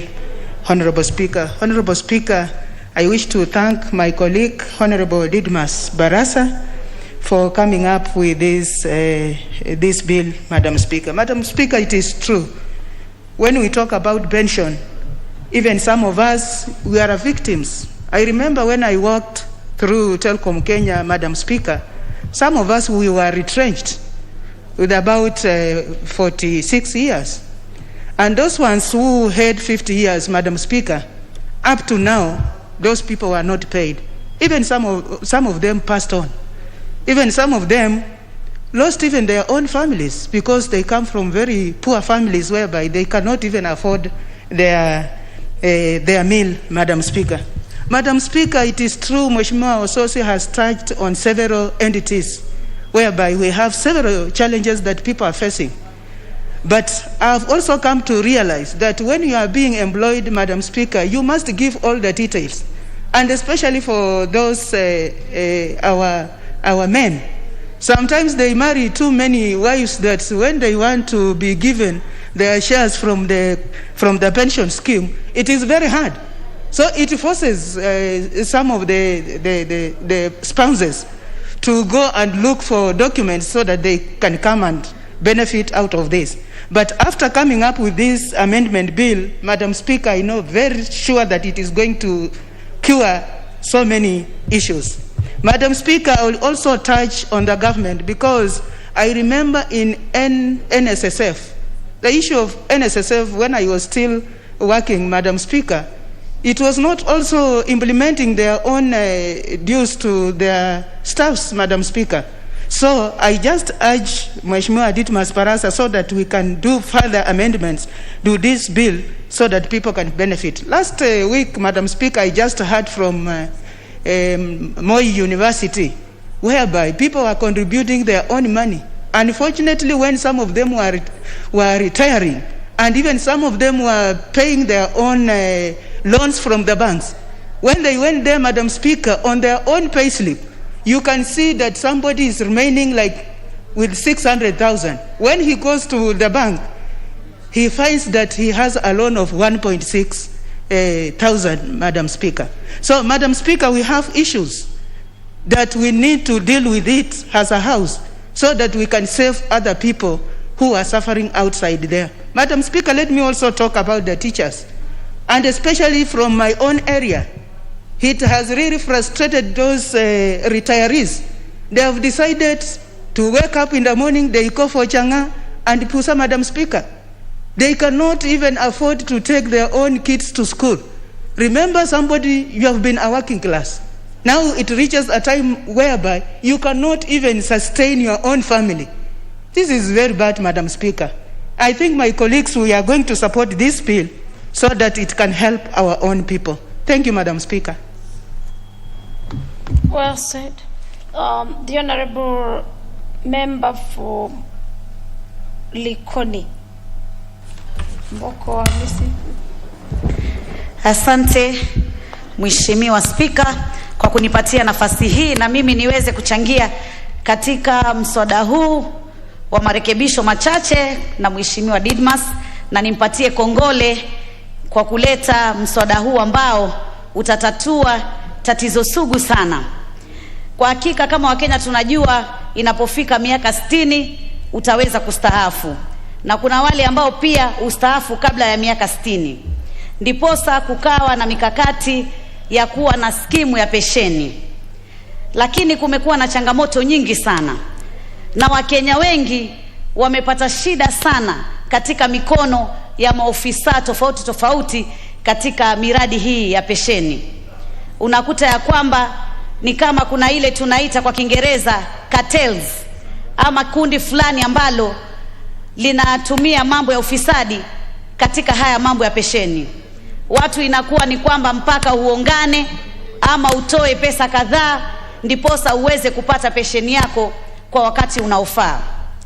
Ndugu yangu Didmas amesema siku 90, na siku 90 ni siku mwafaka kabisa ya kwamba yule ambaye amestaafu aweze kupata pesa za pensheni. Tukiangalia changamoto gani zinafanya haswa hizi skimu za pensheni zinakuwa na matatizo. Mara nyingi sana unapata ule uwekezaji ambao wanafanya ni uwekezaji duni, ambao ni uwekezaji hauleti mapato.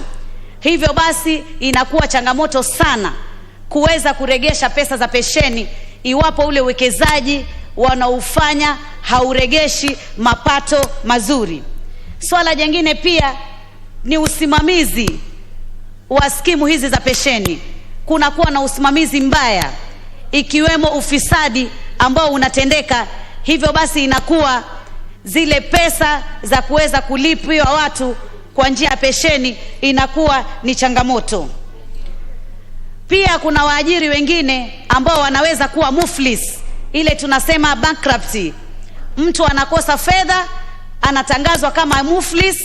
Hivyo basi wale wote ambao wanahitaji pensheni wakati wa changamoto kama hiyo inakuwa ni ngumu sana. Wazee wengi, watu wengi, Wakenya wengi wamehangaika, wengi wamekufa na huzuni, wengi wameshikwa na maradhi sugu kwa sababu ya kukosa pensheni ambazo zingewawezesha waweze kuishi katika maisha yao yale waliokuwa wakiishi wakati wakiwa wameajiriwa.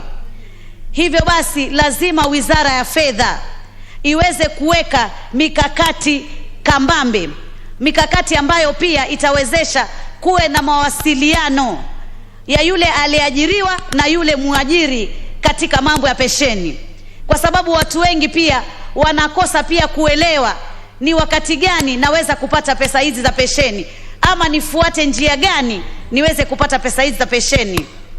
Pia kumekuwa na urasimu mwingi, kwa Kiingereza kwa wale ambao hawataelewa urasimu ni nini, ni ile bureaucracy, a lot of bureaucracy. Yani urasimu mwingi ambapo watu wengi sana wanashindwa kufuatilia urasimu kama huo ili waweze kupata fedha hizi za pensheni. Lazima tuzingatie na tuangalie na tuige katika nchi nyingi ambazo zimestawi. Nchi nyingi ambazo zimestawi katika ulimwengu, katika hizi skimu za pensheni huwa wameweka pia bima. Manake bima ile itawezesha iwapo yule muajiri atakuwa ana changamoto za kifedha kuweza kulipa pensheni, basi ile bima inaweza kutumika katika kulipa pensheni.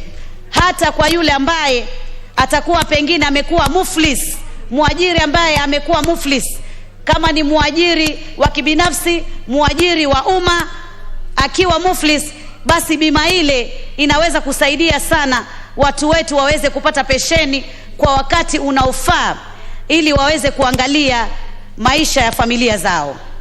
Tuna mashirika katika serikali yetu, kama kwa mfano katika vikosi vyetu vya jeshi na vikosi vyetu vya polisi. Unapata ya kwamba iwapo pengine ofisa amefariki, na pengine amefariki katika njia, pengine wameenda kuweka amani katika, kwa mfano kama nchi ya Somalia, mtu yule amefariki ikiwa bado ni mdogo, watoto wake ni wadogo. Sasa unapata yule mjane aliyeachwa anapata shida sana kufuatilia vipi atapata ile pensheni iweze kusaidia wale watoto ambao ni wadogo, hawajafikia ule umri wa kisheria wa miaka 18. Kwa hivyo lazima hii mikakati iweze kuwekwa katika kila sekta ya umma na hata zile sekta za kibinafsi, ili kusiwe na tashwishi yoyote katika mipango hii. Kwanza kabisa, zile pesa ambazo ni lazima aliajiriwa kuzilipa kama pesa za NSSF na pesa za NHIF, hii ni muhimu sana muajiri aweze kuzilipa kwa wakati unaofaa. Na wakati mwingi sana utapata muajiri inakuwa ni changamoto kwa mambo ya pensheni, kwa sababu anakosa kulipa zile pesa za muhimu za lazima kama NSSF. Na tunaona sana katika sekta yetu ya umma, hata katika county, tunaona county nyingi sana pia wanakuwa na changamoto katika kulipa pesa hizi za lazima, ambazo ndio huwa zinawezesha Wakenya waliostaafu kuweza kupata pensheni yao kwa wakati unaofaa na wakati ambao wanaweza kusaidika. Kama tunavyojua sasa hivi tuna changamoto sana za maradhi sugu, maradhi ya kisukari, maradhi ya saratani, na hata hivi sasa tuko na maradhi ya corona. Je, katika hizi pensheni skimu zetu tuangalie tumezingatia mambo ya afya? Na je, kitengo cha afya kuna bima ambayo itawekwa mwafaka ya kwamba itakuwa inashughulikia haswa jambo la afya? Kwa sababu Wakenya wengi ambao wamestaafu, changamoto kubwa ni changamoto ya mambo ya afya, ni changamoto ya mambo ya elimu kwa familia zao ama kwa watoto wao. Kwa hivyo haya ni mambo ambayo lazima yaweze kupigwa msasa na yaweze kuzingatiwa, na sera mwafaka ziweze kuwekwa ikiambatanishwa na mswada huu ambao umeletwa leo, ili tunapopitisha mswada huu tusipitishe tu, tupitishe lakini pia tujue ni sera gani ama ni mikakati gani ama ni sheria gani ambazo zitakuwa sawia kuhakikisha ya kwamba Wakenya wengi hawatalia tena. Wakenya wengi wamepoteza maisha, hata wengine wameamua kujitoa uhai wao kwa sababu ya kukimbizana na kutafuta pesa zao za pensheni, na imekuwa ni kana kwamba imekuwa ni mambo ya paka mshike panya, kwa sababu unakwenda ofisi kwa ofisi. Ukitoka ofisi hii unaambiwa sijui upitie ofisi hii, ukirudi ofisi hii unaambiwa tena utengeze barua hii, ukimaliza hii unatengeza hii. Yani urasimu, yani a lot of bureaucracy kwa Kiingereza, kwa wale ambao hawataelewa urasimu ni nini. Kwa hivyo basi mimi nataka nimshukuru sana ndugu yangu Didmas Baraza, kwa sababu mambo haya ya uwekezaji wa pesa za pensheni lazima yaangaziwe kitaifa. Na iwapo kuna skimu ambayo ni ya pensheni lakini ni skimu ambayo imezembea na inaonekana ya kwamba skimu hii iko pale siku kuwasaidia Wakenya wale ambao wako katika skimu kama zile, lazima pia serikali iwe na njia ya kuwaita ama njia ya kuadhibu kwa sababu ya kosa kama hilo. Kwa sababu Mkenya hawezi kuwekeza pesa zake na akijua ya kwamba muajiri ataekeza zaidi ili mapato yakija na yeye aweze kurudishiwa zile pesa za pensheni. Kumbe pesa zile zinatumika kwa njia zingine kiholela, na tunakuwa na changamoto sana katika mambo ya pensheni. Familia nyingi sana zimeathirika, familia nyingi sana zimeporomoka kimaisha. Watu wengi sana wamelia, watu wengi wamepoteza uhai wao bila hata kupata zile pensheni. Mbali na pensheni, ndugu yangu nafikiri amezungumzia yale malumbukizi, ile kwa Kiingereza tunasema gratuity. Hata fedha hizi pia zimekuwa na changamoto.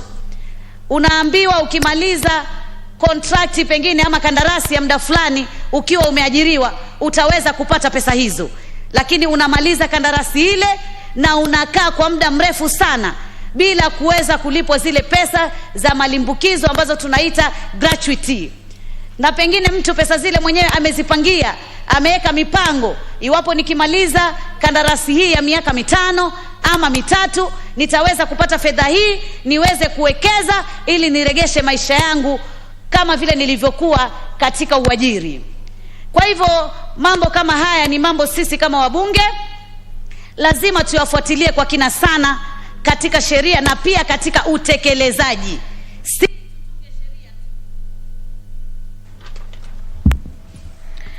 The member from Bonchari, Honorable Miki Pafel. The member from Bonchari, you have the floor. Thank you very much. Here, I don't know why it's going to a different place. Yes, no, there you are. Thank you very much, Honorable Speaker, for the opportunity. First of all, I want to support this bill, this pension amendment bill 2020, and also congrats to Honorable Didmas Barasa for coming up with this bill. First of all, Honorable Speaker, this country, we need to be serious in taking care of our elderly. It is actually very unfortunate that many of our parents, many of our people are actually suffering because of the untimely processing of pensions. I'm very much aware that the government, especially the National Treasury, is on spot for not planning well. I'm very aware, Honorable Speaker, that this government of Kenya, sometimes back, the retirement age was changed from 55 to 60. And one of the reasons why that was done was to make sure that the government does not pay the liability of honoring pension payments because they were falling due and many people were retiring. And I want to challenge this House that this bill of Honorable Didmas Barasa needs to be strengthened to give guarantees that the government is going to do proper planning to pay the pensions when they are due. Honorable Speaker, I want to say that many Kenyans who have retired, and also that all of us, many people in this country, civil servants, are actually beneficiaries of retirement, of the pension. Many Kenyans have died as a result of delay in getting their pension paid. I do not understand, Honorable Speaker, why we should have a pension that is never properly catered for in law. These pensions are actually not kept. I will propose when we come to the third reading, Honorable Speaker, that a proper innovative law is put in place, that we have a proper fund that will guarantee payment. Otherwise, the current scenario, especially touching on the National Treasury, will not help this country. Many people have died, and I want to question, Honorable Speaker, does the government have a hand in killing its own people? I do not think that's the objective of the government. Why would you wait 10 years, 20 years? The councillors who retired before the members of County Assembly came in, some of them have not been paid. I know teachers who retired 20, 30 years ago. Some of them have not been paid. Therefore, it's very absurd, Honorable Speaker, that we have a government that does not care of its elderly. We are walking on a very dangerous path, and even some of us in this house are going to be affected. And even those who are working, they are actually going to be affected. Therefore, Honorable Speaker, the limit of 3 months is actually too long. I know private pension funds, where funds, normally they'll set aside funds that when you retire, when you want to withdraw from a pension scheme for one reason or another, the law is very clear how you can be paid. It is never, you don't wait for 3 months. Why is it that the government of Kenya has this problem of years and years of non-payment of pension fund? We have killed many people, and I want to request this House to make sure that this amendment bill of Honorable Dismas Barasa is strengthened to ensure that our retirees actually benefit from this bill. Honorable Speaker, with those few remarks, I rise to support. I support the bill, but I will urge that we make appropriate amendments to ensure that it serves this country, Kenya. Thank you very much, Honorable Speaker. Very well. Honourable members, I wish to interrupt the debate on the order number 10 to allow Honourable Abdi Tepo Koropu, MP, lay a paper for the House. Thank you, Madam Speaker. Madam Speaker, I wish to lay the following paper on the table of the House today, Wednesday, November 10, 2021, the report of the Committee on Delegated Legislation on its consideration of the breast milk substitutes regulations and control, General Regulation 2021, legal notice number 184 of 2021. Thank you. Very well. We lay the paper. This is pursuant to our order number 5. On the same, the honourable member, please, can you move your notice of motion? That is Thank you. Order number 6. Thank you, Madam Speaker. I beg to give notice of the following motion, that this House adopts the report of the Committee on Delegated Legislation on its consideration of the breast milk substitute regulations and control, General Regulation 2021, laid on the table of the House on Wednesday, November 10, 2021, and pursuant to provision of Section 25(5) of the breast milk substitutes. Is it 25(5) or 28(5)? 28(5), Madam Speaker, of the Breast Milk Substitutes Regulation and Control Act 2021 approves the Breast Milk Substitutes Regulation and Control. The Act is 2022 again. Just read as it is in your. Thank you, Madam Speaker. I beg to give notice of the following motion that this is you're already at the Substance Regulation Control Act. Act 20. Sorry, Madam. 2012. Very well.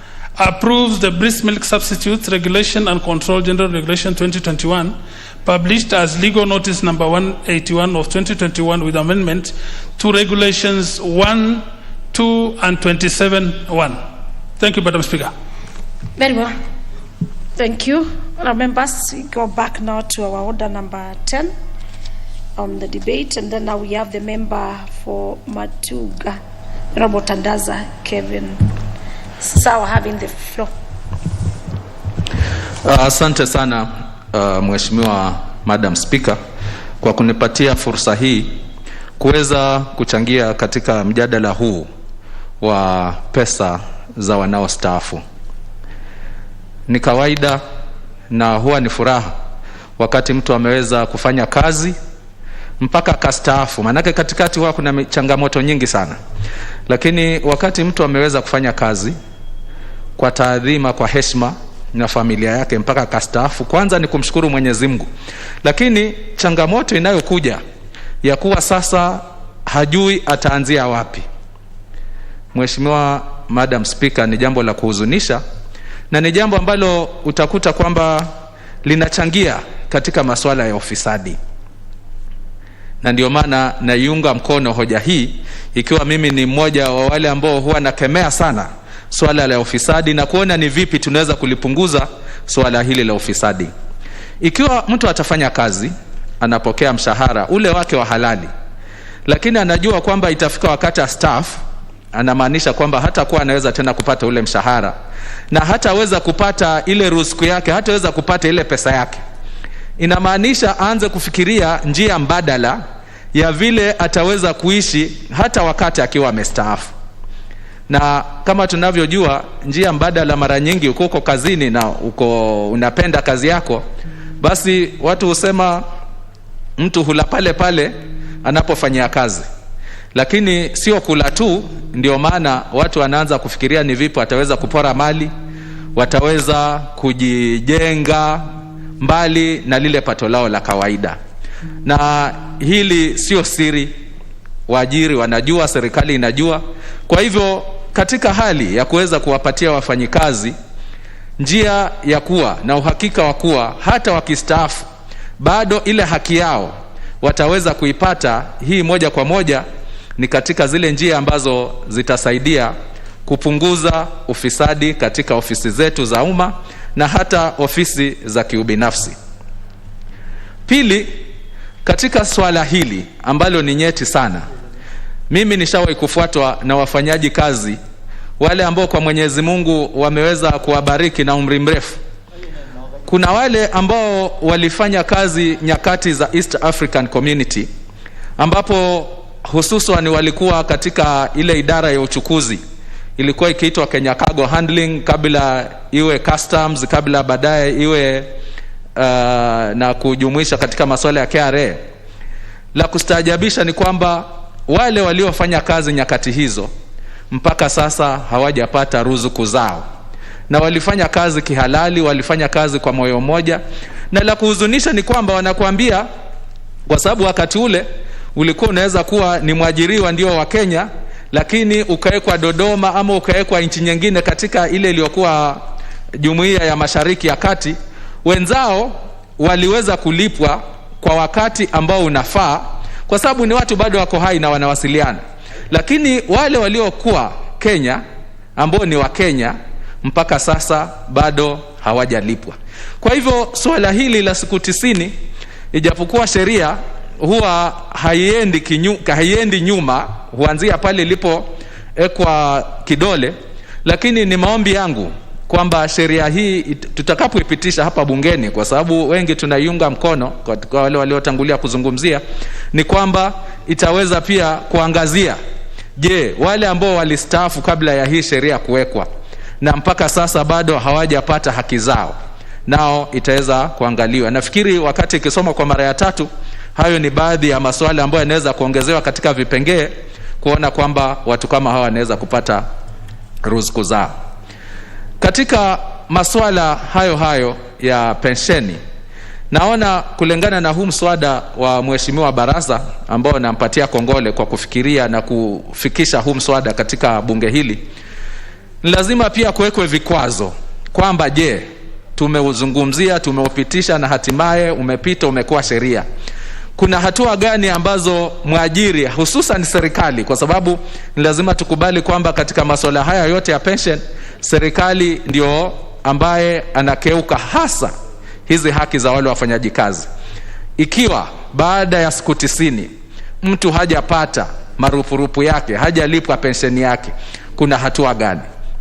Nafikiri ni katika hili bunge, katika kuweka sheria, tuweze kuongezea wakati wa kuisoma tena, kuona kwamba kuwe na vikwazo, ili itaweza kuwa ni kama anashurutishwa, aidha ni hakikishe. Manake ikiwa mtu kwa mfano atakuja na mathalan ambaye labda ID yako, picha yako haionekani, manake nishapata wazee ambao wanasema wamepata vikwazo kama hivyo, vya kwamba alipeleka kila kitu lakini akaambiwa ID yake, picha yake ikiangaliwa haionyeshi kwamba ni yeye ambaye mwenyewe ambaye anadai zile pesa. Vikwazo tu ambavyo havina maana. Sasa ifikapo hapo na kumbe mwajiri anajua kwamba asipolipa katika zile siku zinazohitajika, atabidi mathalani labda alipe mara mbili ya vile ambavyo angekuwa anataka kulipa, basi naona hapa pia kutakuwa kuna ushirikiano, kwa sababu itakuwa majukumu ni mara mbili.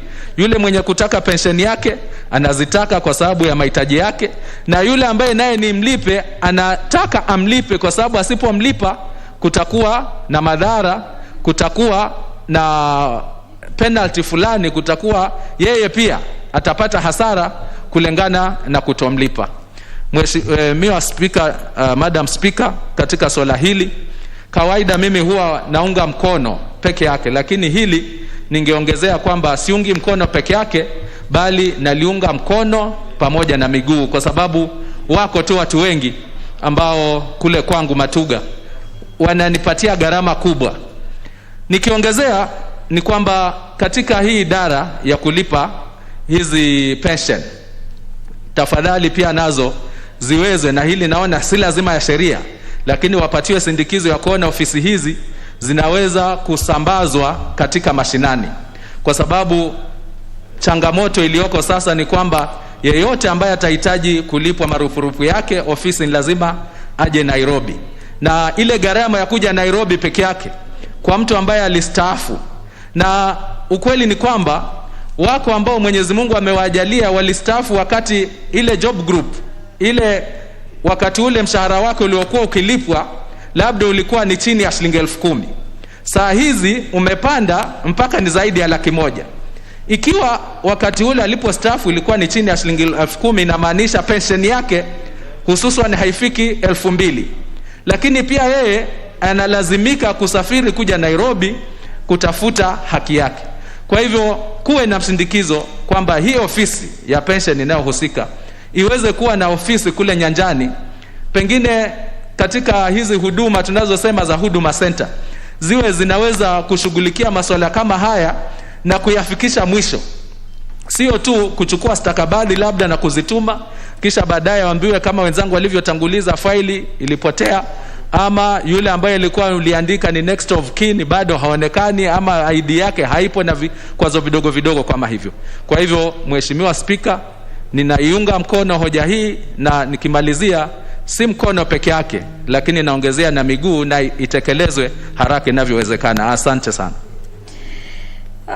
Lugha unaunga mkono pamoja na mguu ama miguu? Aya, kama lugha yaeleweka hiyo sawa. The member for Kwanza, Honorable Wanyonyi Kevin, you got the floor. Mr. Speaker, I support this, but I don't want to support my hands and the legs, as just mentioned by my colleague. Interesting. Mr. Speaker, Madam Speaker, I think this is something that we have to do, and do it urgently. And as we pass this in the third reading, Madam Speaker, we want this, whatever resolution we have passed to this amendment by this House, be implemented to the letter, and as soon as possible. Because, one, Madam Speaker, we come from various areas of this country, and I have been disturbed, not even disturbed, but respectively asked to assist those retirees. They come here, and most of them don't even have any relative here. They want to come and stay with you as you